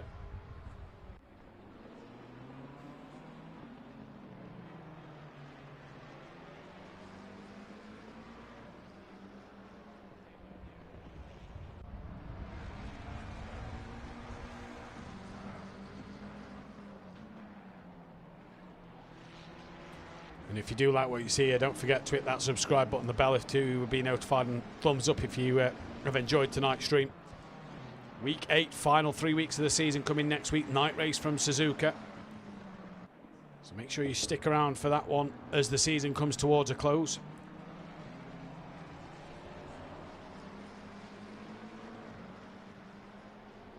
LMU will be back your way in a couple of weeks as well. Only 5 weeks till LMU will be back for season number 2. And the final season of LMU before the Christmas breaks. We won't be able to fit another one in. So the season coming, or the year coming towards that back end where we start to wind down for Christmas. There will be some events coming your way just before the Christmas period as well.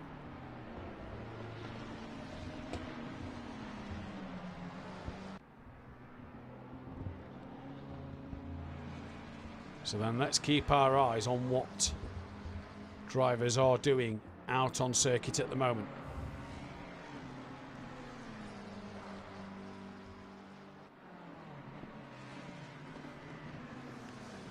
This is the battle for second place between that of Vitas and Class,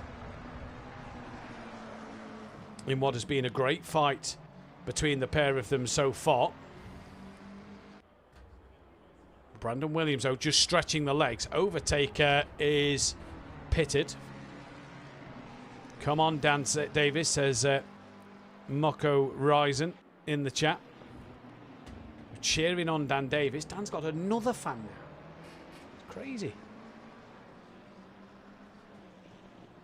And Dan has done his final stop, so we'll see where Dan can get. That, I believe, is Williams getting out the way of this lead battle. Overtaker's got Leger, so he's jumped ahead of Patrick Leger, but has got Leger right behind him. Dan Davis as well is gaining on the back of Chris DeCourt. DeCourt is going to bail into the pit lane. So that gives Dan Davis that place, and he's 6.5 off the back of Overtaker and Leger. Now, if Dan's got fresher tyres, that might help Dan Davis towards the end of this race just gain on the drivers who have still got their pit stops to make. Cardno coming under pressure from Sokolov. And Cardno at the minute is a net second place in gold, because that's going the way of Matt Wright. And Cardno is about 10 or so, 7, there you go, 7.9 seconds behind, and coming under pressure from Sokolov at the moment. What's happening between Class and Vitas? Nothing yet. So back to this battle of Overtaker and Patrick Leger once again. Dan 7.1 behind at the moment, sitting in a net 12th position. But obviously other drivers around have got to make their pit stops sooner rather than later. 29 minutes to go. They've all got one pit stop left to make in this race. Here's Chris DeCourt, who's in now, and then the whole of the top 9 still to pit.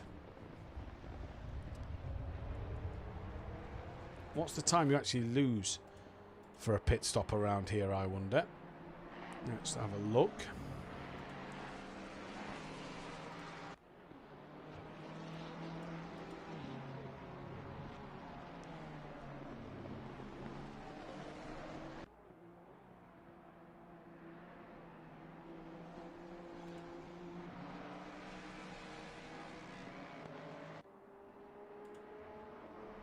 Can't find the fact. Oh, here we go.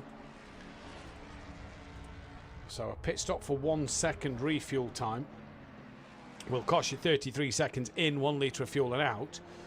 For tyres, it'll take you 60 seconds. So we'll see on what Dan has got to do. Benny Varga in the race here, taking out lap 1, turn 1, getting a slow puncher twice. My luck is tough tonight, is what he said. So Benny Varga's back into the pits. That'll probably be 19th place for Benny Varga in that one. Unlucky Benny. You keep going to the end though, bud, and that's what scores you the points in this championship. With Piras retiring, that's going to have kept him off the back of you, and no John Goodyear means you're going to have closed that gap there. So it's the fight for 10th and 11th, but it could be for a net second place come the end of this race. We just don't know at the moment, because it depends on what's going to happen with Vitas and Class. Remember, Leger and Overtaker was running just behind Vitas and Class before they pitted for their second and final time. And Brandon Williams, 1.9 seconds out front, in cruise control at the moment out there. So interesting to see Brandon Williams and what he's going to be able to do in this race at the moment, because he, when he has got out front and pulled that second gap, has looked in cruise control. But this, the fight for second place on track, and this could be the fight for a net podium when Class and Vitas come round to do their pit stops. Alexandrov as well has gained a bit of time over Class and Vitas. There you go, he's just pulled a little bit more out, as he's probably then just lost it by cutting a bit of the chicane there. Dan's got the gap 6.7 to the 2 cars in front, so 3 temps in the first sector. That'll be them fresher tyres of Dan over the 2 cars ahead of him.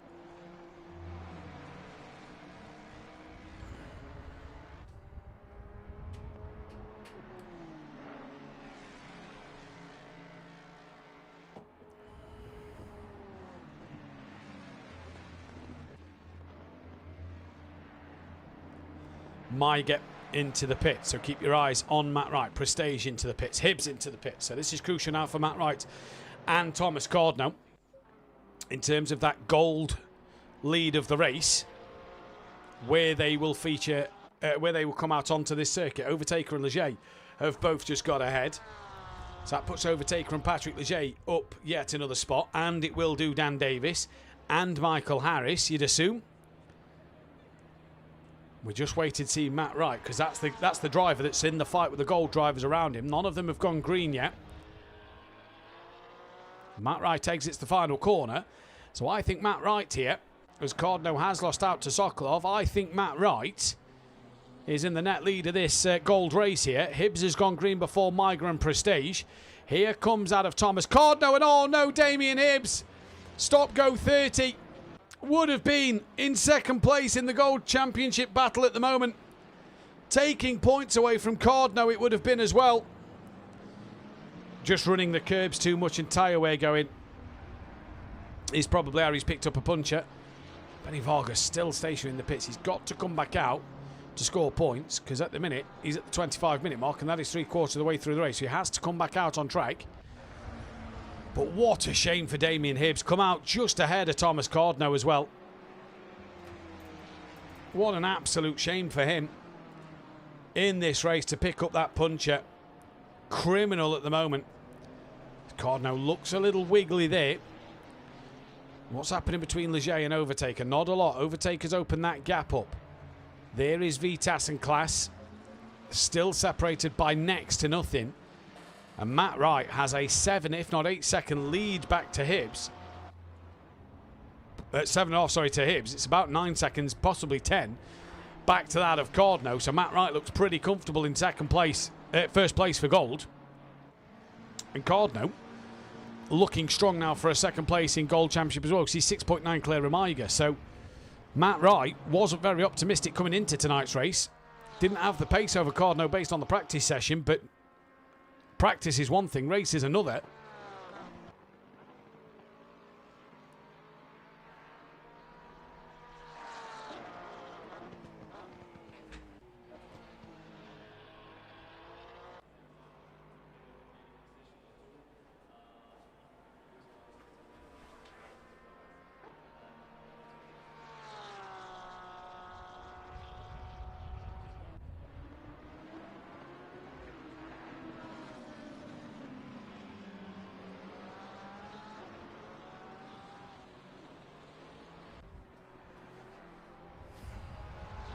So let's see what's going to happen as this race plays on here.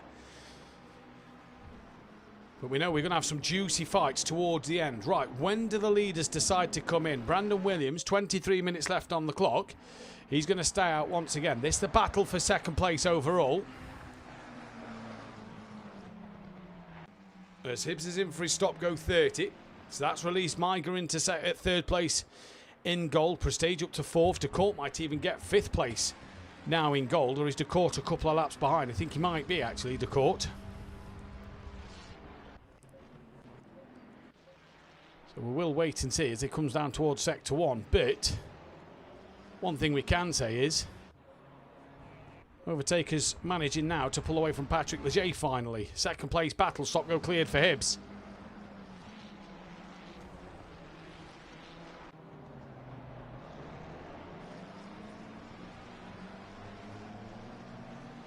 Well, thank you very much, buddy. Appreciate that one. Class now closing in on Vitas once more in this race, as he has been doing for quite a while now. I'll be back in the Pro... Oh, you Pro-Am driver?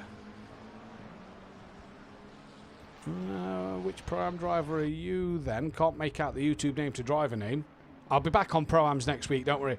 Just because of how busy work has been in terms of real commentary that I do for work, race circuits across the UK. I just needed to have a night off, and Patrick Leger and Beefy have been doing a great job. But I will be back on Pro-Am next Wednesday, so make sure you are there for next Wednesday's race, because I will be back. But what a race this has turned out to be. Overtaker's made a slight mistake somewhere.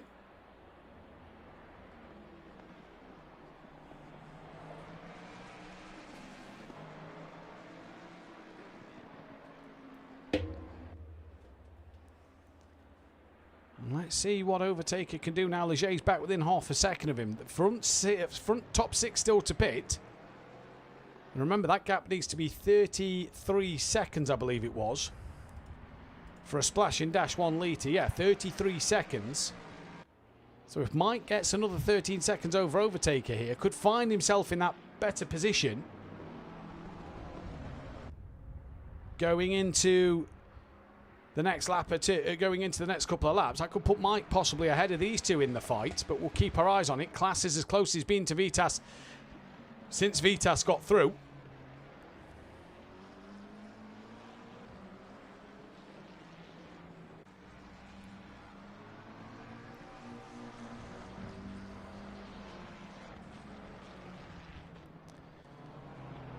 You best make sure you got your auxiliary lights on the cars, Rob. You'll see the bright coloured ones. Suzuka will be lovely at night. It'll be beautiful to see. That's going to be a tricky race as well at night time. So this is the battle for second place on the road at the moment. Williams has just checked out up front. He's gone. He has absolutely gone up front.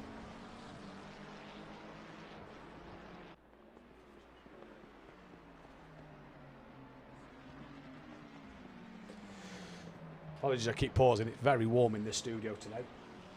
32 degrees up in the studio.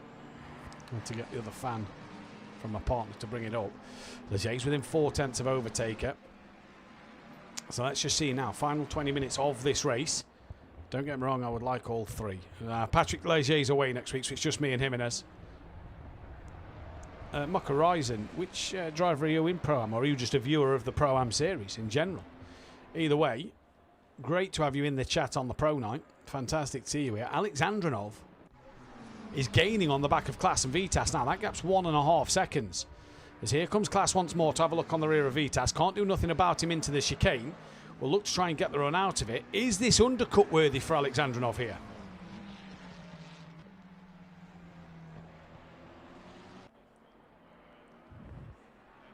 That's the big question, is could this be undercut worthy for Alexandrinov? Who knows? Leger's on the back of is on the back of Overtaker once again. So once more, Overtaker just coming under that pressure from Patrick Leger in this race. Can he sustain it though at the moment? Alexandrinov looking like he's got the fastest lap of the race. Where's Dan Davis in regards to these two as well? Last time I saw it was 6.7. It's 6.4. So Dan's not making the inroads on these two he probably would have liked to have. No, I don't even know how he says Coach's name. Coach. Coach, I'm just assuming. The retired man's retired from the comms box in the season for this year. But me and Paddy might be back for the full Pro-Am season next season. With me and Beef, Wellington Jimenez on the Thursday nights. Keep your eyes peeled for that on comms.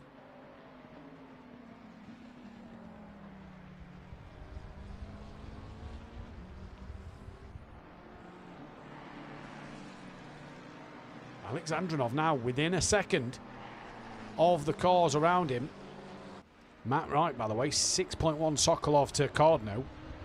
And then an extra 7.3 Matt Wright to Cardno. So Matt Wright comfortably sat in the lead of gold here. Doing an amazing job is Matty Wright out there at the moment. Coates. I don't know how he says it. I'll have to go back through and listen to it and try and say it how he says it. Oh, Klaas gets very close under braking into the chicane. Is this undercut worthy for Alexandrov? He stays out on the track at the moment. Doesn't fancy looking for that undercut so far. You've got to wonder, is it going to be soon from the Ferrari driver? Because he's right there now on the front two, on second and third of Vitas and Klaas. This could really help out Overtaker and Leger the more these cars start to battle. As Klaas looks to the inside line, now darts to the outside into turn number one. Alexandrinov fancies a move up the inside, late dive. Klaas has to get out of it, and Alexandrinov moves up into third place in this race at the moment. A late lunge with how wide Klaas took the entry into that corner. He left the door wide open for the Ferrari. Clean move, good hard racing there between the three of them. And Alexandrinov now looks to be the man who's going to try and take the fight to Vitas so far.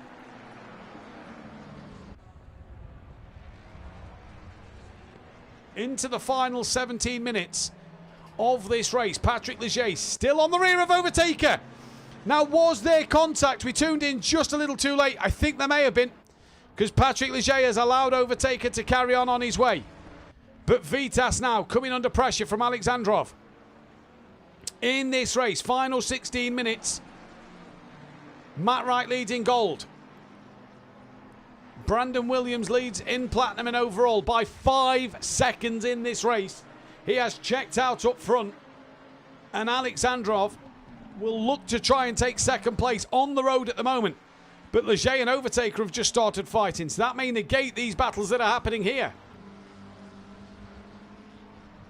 The question is when is everybody going to come in for their final stops of this race? That is the biggest question of all.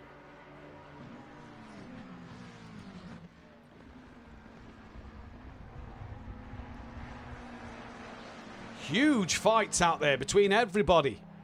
It's been brilliant to watch from the entire field. There's Patrick Leger back within 0.2 of Overtaker, getting very close. Dan's now 4 seconds behind these two. So the more these two have started squabbling, Dan Davis is right there.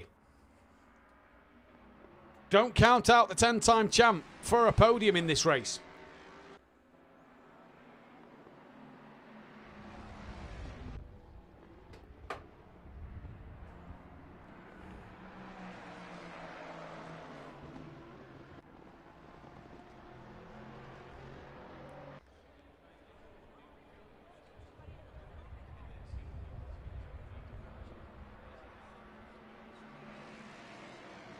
What an immense fight this has been. 3.8 the gap to Dan and Patrick Leger.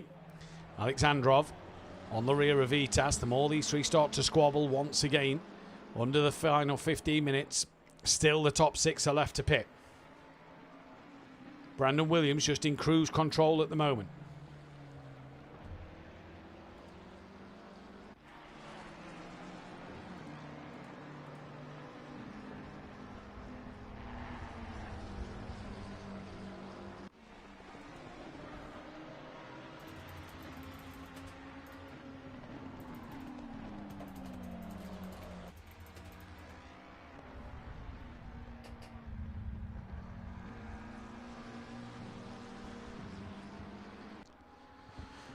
Oh, what an end to this race. Just having a moment, because I've got a feeling this is going to light back up once again as this race goes on.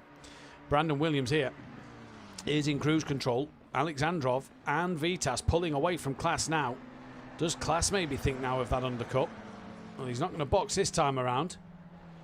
Dan Davis within 3.7 and Leger in overtake. We'll just quickly take a look at that. Not quite close enough yet. Alexandrinov might, though, fancy one of them big lunges that we're seeing. Down in towards turn number 1. He's not close enough at the moment. Is it going to be a late lunge from Alexandrinov? No, misses towards the outside. Breaks later. Looks to try and hold it around the outside there and get the momentum there, but actually loses out a little bit of time. Here comes Overtaker and Patrick Leger towards the final sector. These two go now. 2 packs of 2 fighting out there so far. In what has been an epic day of racing here at the Nurburgring. And is Leger going to be close enough for a dive in towards turn 1? I don't think he is. Dan's back to 4 seconds behind, so Dan's lost out a bit of time then. He comes down towards turn 1. There you go. Not close enough was Patrick Leger. Down towards the Dunlop hairpin. 2nd, 3rd and 4th are now going. And Mike hasn't been able to stretch his legs over Overtaker. Overtaker's closed that gap down to 19 seconds. So Mike, 19 plus 4, so that's 23 back to Dan. Mike might only lose out to Dan Davis in this race. And be P9 by the end of it, depending on what happens in these fights all around him, though. As Vitas didn't look like he had a great exit out the Schumacher S's there. That's brought Alexandrinov a little bit closer once again onto the rear of Vitas here. 54 people watching. If you haven't already hit that thumbs up button, subscribe to the channel if you are new, and hit the bell to be notified. We'll be back live next Wednesday night for Pro-Am at Suzuka, and next Thursday night 8 PM BST for both, for the night race of Suzuka in the Pro Series. Into the final 3 weeks of the season after this. Zolder with Format B of the Sprint and Feature race coming your way in 2 weeks' time, and the Donington Decider, the home of SimPlay Motorsport on ACC, coming your way at the final race of the season as always. Down towards turn 1, Alexandrinov now looks for a dive, thinks about it, gets hard on the brakes. Vitas has gone deep though. Alexandrinov got the car stopped. Vitas went deep. That's brought class back right into play. And Alexandrinov couldn't capitalise on getting the power through turn number 1. Now looks to the inside at turn 3. Big dive at turn 3. Runs deep. Might not be the worst thing in the world. Or it is though, because Vitas has got back through. Class almost thought of attacking around the outside of turn 4. And somehow Alexandrinov keeps this place as they all start flashing their lights to one another. They're all fighting hard. Leger's dropped to 6 tenths behind Overtaker. Maiger has got past Tom Cardnos. That is for 2nd place in gold. So Matt Ryan might be licking his lips at that one for extra points over the championship leader. That'll help Maiger gain points over the championship leader as well, with Hibbs not having a solid round due to his stop-go penalty. But Alexandrov here really looking now to try and put more pressure on Vitas. He sent the car twice at turn 1 and at turn 3. So Vitas will now know he's got to be cautious of Alexandrov behind, looking to make a few dives here and there.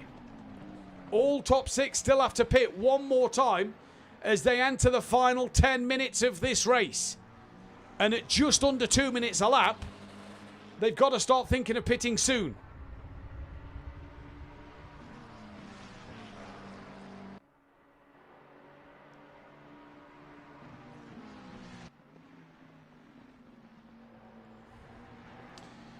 Alexandrinov, I believe, has just pulled the trigger. Yes, he has. So Alexandrinov is now into the pit. So we'll see where Overtaker will be over that of car number 73, that of Alexandrinov, the old black car, who should be in for a splash and dash here. Has the fight between Overtaker and Leger just cost them a bit more time to a car that they was both ahead of before they pitted?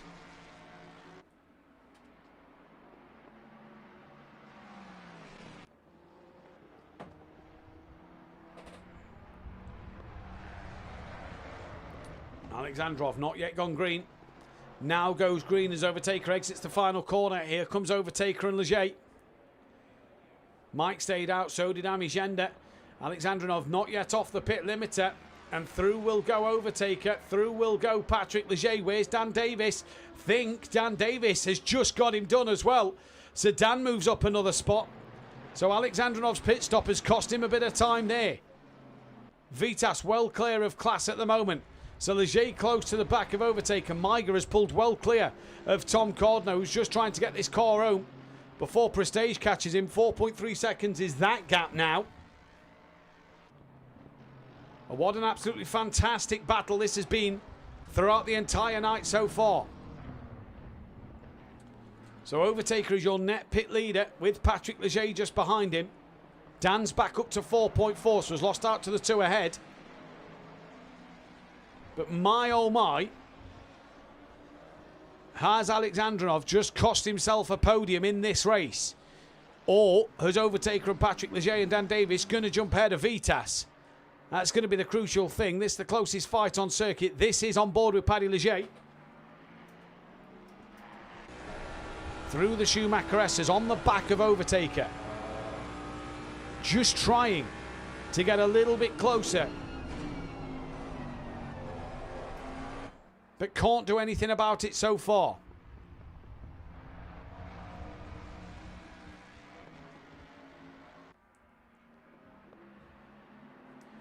Amigenda into the pits. Mike Matthews into the pits.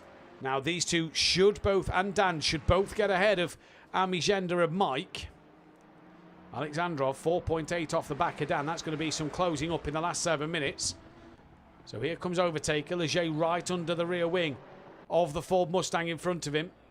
Is he going to be close enough down the start-finish straight to have a look? Amigenda's gone green here. So a quicker stop for Amigenda in this race. So does Dan get through? Yes, he does.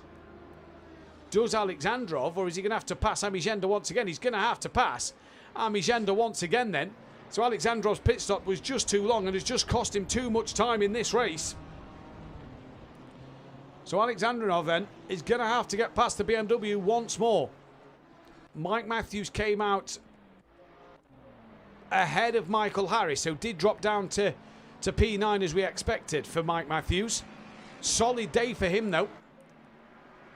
And Patrick Leger still trying to stay on the back of Overtaker and open the door a little bit.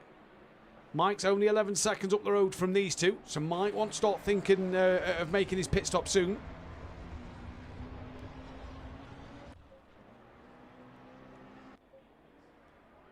No, sorry, he's behind them too. Apologies. They hadn't gone through sector 1. So ignore me. These two are 34 seconds behind Class. Now that would be enough for Class to come out just ahead. But Class is on the rear of Vitas once more.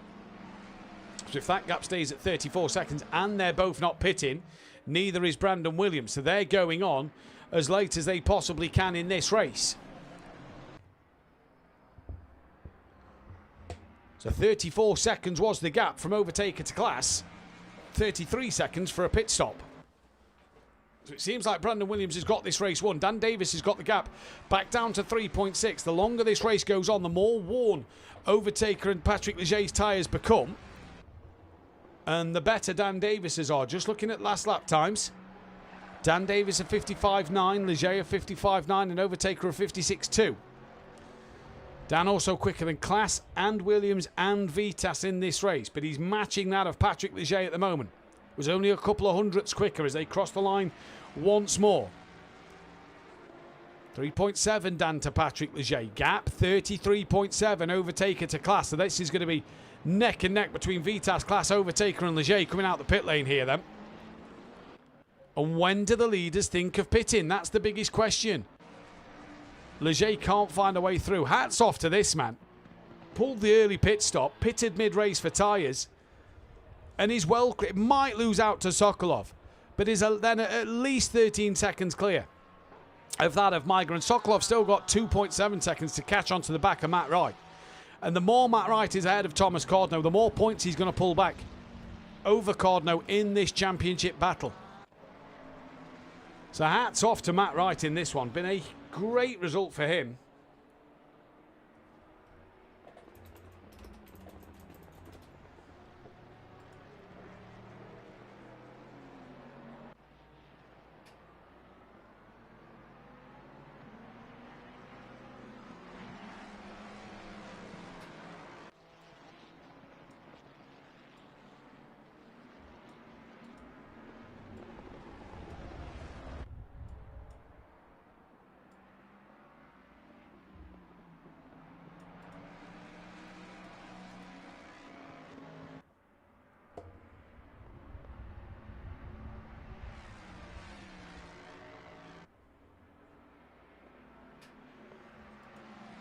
The calm before the storm, I reckon, as Brandon Williams is into the pits. So Vitas takes the lead of this race for the time being. Brandon Williams has done his stop. He's on his way out and should come out well in front of these two. In fact, he has, look, come well out in front of these two now. Prestige is on the back of Cardno, so Cardno's race pace is just dropping off here. Might not even be on the gold podium. And I'll tell you one person who'll be happy about that. That'll be Matt Wright, because if Cardno loses another place, it just helps Matt Wright out in this championship. Patrick Leger, though, still close to the rear of that of Overtaker. Vitas leads from class now, but these two still to pit. Brandon Williams down in third place, but has done his pit stop and he's well clear of Overtaker and Leger, so doesn't need to worry about them two behind.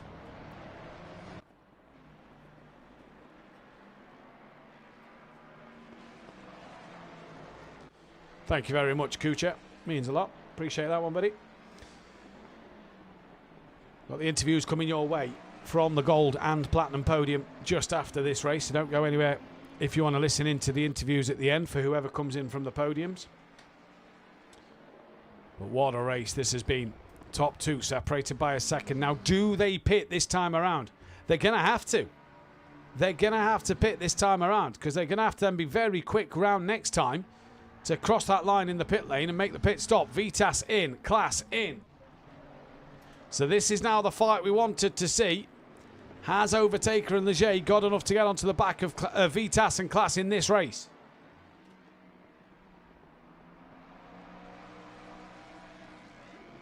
This is going to be the big one we're going to find out as this race goes on by.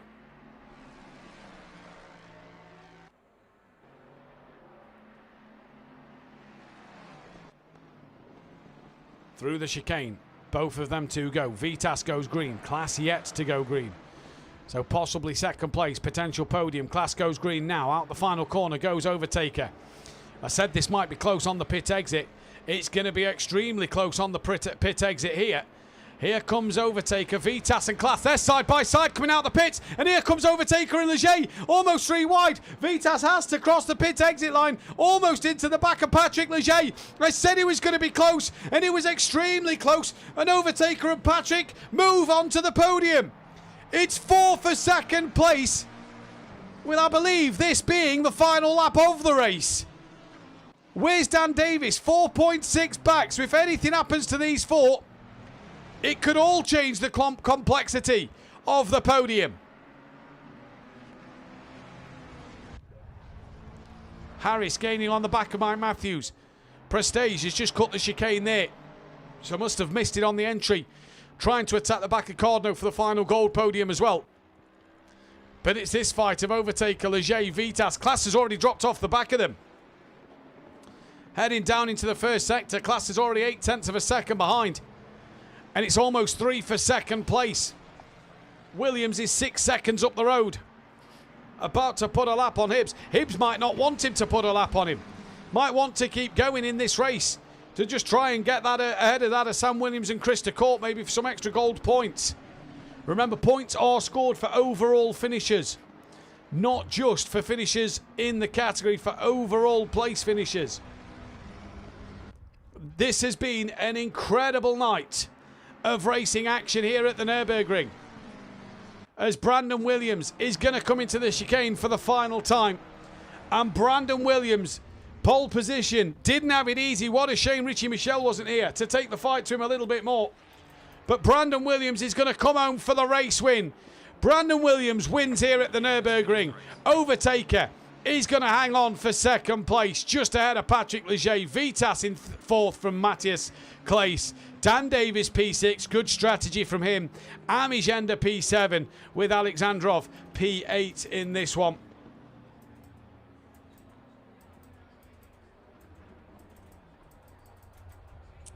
Mike Matthews comes across for 9th with Michael Harris in 10th. Matt Wright, though, looks like he's just going to fend off that of Sokolov here and take what will be a very good race win in the Gold Championship. 11th overall, Sokolov came across the line for P10, for P12, sorry. Maiga is going to come through for that of second place in gold and 13th place overall. So a great drive from him. We've then got Tom Cardno, who crosses in third, just ahead of Prestige. De Court, we just await for to get to line. These have still got a while to go yet. Somebody has left, so final positions may not be what they are. And we will get the interviews coming your way in just a few moments' time. But what an absolutely outstanding race that was here at the Nurburgring. Absolutely fantastic. Benny Varga finished down in 19th place. Here comes Chris de Court towards the line. Hibbs is on the back of Sam Williams here for that final couple of points in gold. And that could mean the world to Hibbs come the end of this season. He's not going to get it done, though. And there then is your final race order. So let me just input these points now. And then we'll go over to speak to that of our podium finishers in this race. But what a day of racing here at the Nurburgring. It has been nail-biting all race long. And take nothing away from the drivers out there in this race at the moment. Who have we got in? We've got two people in at the moment. Remember, next week coming your way is that of the Suzuka night race, 90 minutes at Suzuka for the drivers in gold and platinum in the Pro Series, and then obviously in silver and bronze in the Pro-Am Series. As I'm just going to quickly do the drop scores before we speak to the drivers who are entering into the comms box at the moment.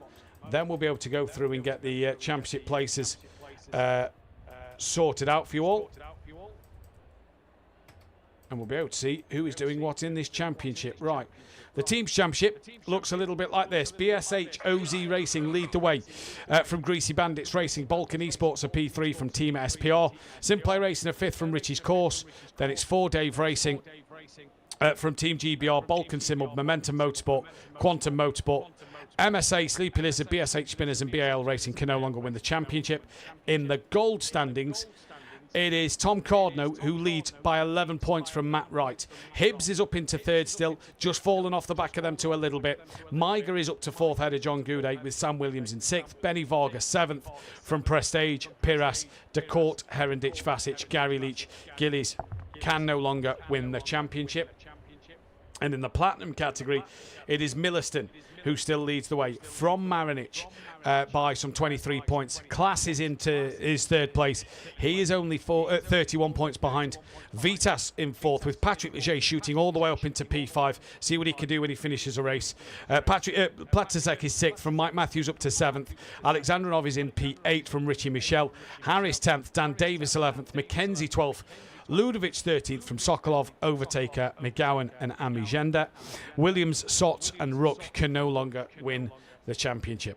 And we are joined in the commentary box by a few of the drivers, and we will start with our gold third place man, that of Thomas Cardno. Tom, the quali pace looked phenomenal. The race pace, though, was a completely different story. Yeah, I picked up a bit of rear end damage right at the start from the little melee through like the first corner and a few corners after that, and I think that sort of had a little bit of an effect on the overall pace. But yeah, I didn't really expect to hold on to that podium position, to be fair. So I was struggling throughout the hour and a half or the whole 90 minutes. But yeah, obviously big ups to Miga and Righty, and gutted for Hibbs getting the drive through. But yeah, glad to finish on the podium. Prestige was putting you under some immense pressure at the end of that race, almost took that podium away for you, and that's just almost opened Matt Wright back into contention a little bit more now, hasn't it?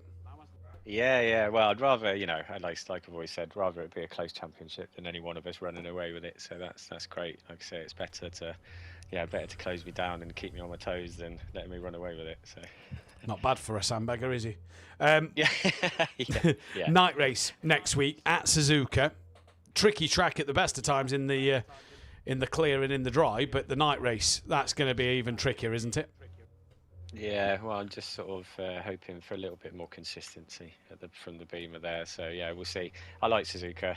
Never really been around it in the dark. So yeah, just find out when we have a go. Indeed. Well, Tom, congratulations tonight. We'll let you get back to it. Yeah, thank you very much. Well done to the obviously podium finishers, and yeah, thanks, Matt. Nice one. Indeed. We'll move over to Patrick Leger. Isn't it funny what can happen when you finish a race, Patrick? But a P3 tonight in what was a crazy race. Yourself, Overtaker, Class, Vitas, Alexandrov once in there. Williams was around at times. Really close between all of you tonight. First of all, real funny, haha. Thank you. And second of all, yeah, it was really close. I mean, basically me, Williams, Overtaker, and Klaas, and Vitas as well, were fighting all the way for the win. I mean, all of us could have won today. Today, unfortunately, it wasn't me. It was Williams. Congratulations, Williams, by the way. And yeah, I mean, this race for me, almost perfectly executed, to be honest. A little bit of a bummer that Overtake did manage to stay in front of me after he made the pit stop. But I think after all, I can I will have a satisfying feeling heading into my holiday. Yeah, because that's your final race of the season now, isn't it? So you've kind of ended on a bit of a high there. Yeah, definitely. With this season, with a lot, and I mean a lot of lows, with a few highlights. Of course, having a win in a sprint race in Alter Park and now a podium here. I mean, I can definitely look back at a season where I bounced back and understood the Mustang better than I did when I started the season. Yeah, and I want to say to Williams, I know he came to me, he struggled a lot with the Mustang, and I know with the pace he is showing today, I'm very proud of him, what he accomplished with trying to find pace with the Mustang, and well done for him to winning the race. Indeed. I would say thoughts on next week, but you're not going to be here, so congratulations today, and we'll see you next season. Definitely, mate. Have a good one, buddy. We'll move over to Overtaker. And pretty much the same as Patrick. First of all, great to see you back on the podium. I say this every time we see you. We don't speak to you often anymore, and it is always a pleasure when we do. But that race was chaotic, wasn't it? Yeah, you didn't have to put it like that, but yeah, I'm great. Anytime I'm here in the comments box, it was a great race for me. I had a month off from the PS and all the games, so I was a bit surprised by my pace, but this is one of the tracks that Mustang was pretty strong, I think. And yeah, I'm shooting for the quali. If I had better quali, then maybe I could have fight Williams for the win, but yeah, like Alicia said, all of us could have won it. So all in all, great race. There was a moment in that race where I just tuned into. It looked like he was a little sideways through turn one. Was there a bit of contact between you and Patrick at that moment? I don't know which one. I had two contacts. One with Patrick. Yeah, he just hit my rear a bit. I think he was a bit late on the brakes, but he let me by. So no worries there, and that's racing, I guess. It is indeed. You've always seemed to go quite well at the Nurburgring. Suzuka next week, though. Another circuit where in the past you've gone well before. What can you do in the Mustang? Yeah, I'm looking forward to it. My favorite track of the calendar, I think. So I hope I'm going to be quick again and speak to you again. Well, congratulations tonight, buddy. Have a good one and enjoy that one. Yeah, congrats to the podium as well. GG. And we move over now to our gold winner, Matt Wright, who I don't think was expecting that one at all tonight. You were saying before we went on air that you didn't feel comfortable, didn't feel like you'd had the pace. Obviously, we've had that extra week with the delay last week, but you've come away with a gold race win. Yeah. I think I sometimes get into my own head because I do my practice and I'll only use one set of tyres. So I haven't had much practice on the actual track throughout the week. So my practice tonight was the practice. And I was kind of pushing for a bit of pace and then obviously running on old tyres, which makes me then think that I haven't got any pace.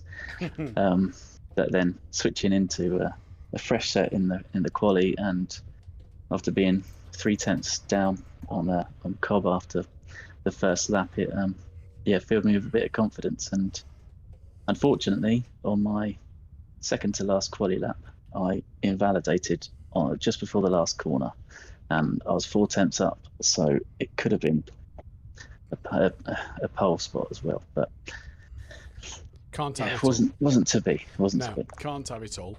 But you've got to take tonight, strategy-wise, it seemed like you pulled an absolute blinder because you pitted on at the end of the opening lap. You got what seemed to be your splash and dash out the way early on. And you was just then picking drivers off one by one as the pit stops came through, and you was actually, by the end of the first round of pit stops, on the overall podium. So it just showed that the strategy there kind of worked in your favour a little bit. Yeah. Like I said, I knew I had a little bit more time in me compared to my quali lap, and it was just a case of get out of the pack. You know, I was right in the middle of it from where I started, so it's get out of the pack and get that first stop done, bit of free air, and see what I could do from there. When I was planning my second stop, I crossed the line 0.1 litre short of finishing the lap. Ooh. And just managed to, I had to do a little bit of lycoing and just managed to get it into the box with 0.2 litres left in the tank. So that was a bit touch and go there, but it worked out well. And then Sokolov obviously chasing me down at the end there. I sort of looked at the time and thought, he's closing about half a second a lap. We've got 7 laps to go, and he's 3.5 seconds behind me.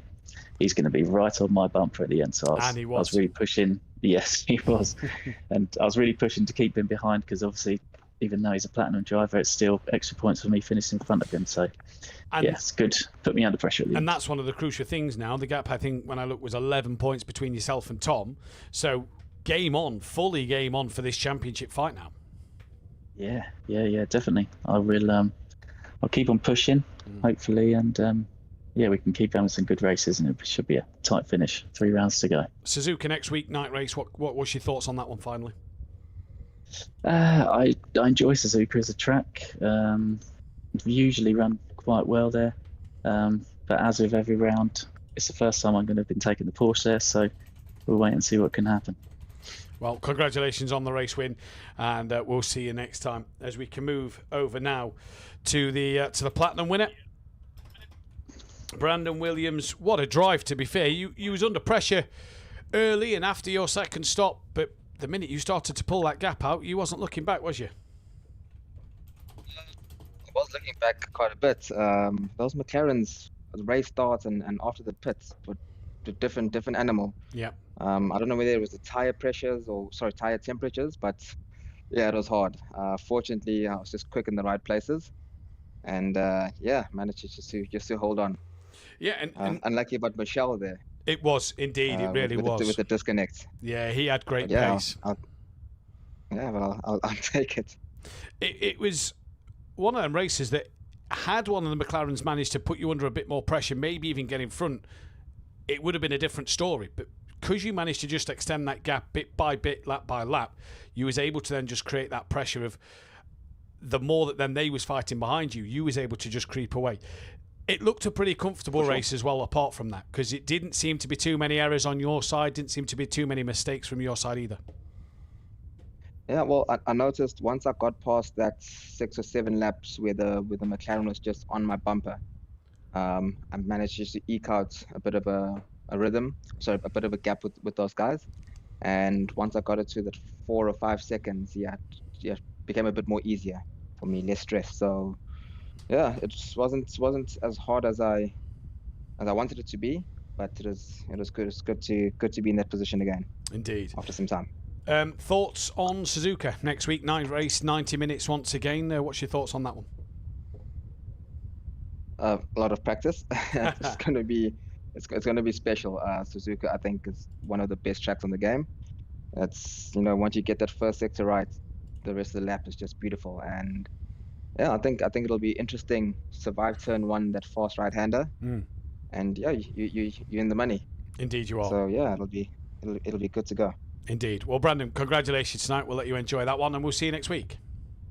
I appreciate it, and thanks to Leger for those kind words, and also just a little shout out to Marinich. He's also been giving me some tips and some confidence boosting. So thanks to those guys. Brilliant. Congratulations, buddy. Enjoy it.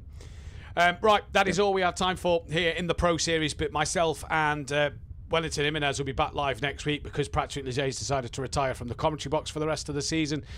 Before myself and whoever will be in the commentary box next Thursday night or for the Pro Series. Both at Suzuka, both a night race, and both 90 minutes long. You're not going to want to miss that one. If you want to make sure you're around for it, hit that subscribe button and the thumbs up if you like what you see, and hit that bell to be notified when we go live next week, 8 PM BST, as well as checking out in the description below our fantastic sponsor, Designed Manchester, producers of laser engraved gifts, mugs, printed clothing, and much more. Head over to Facebook and search for Designed Manchester. But from me and Langley, who was with me earlier on in the box, have a pleasant evening.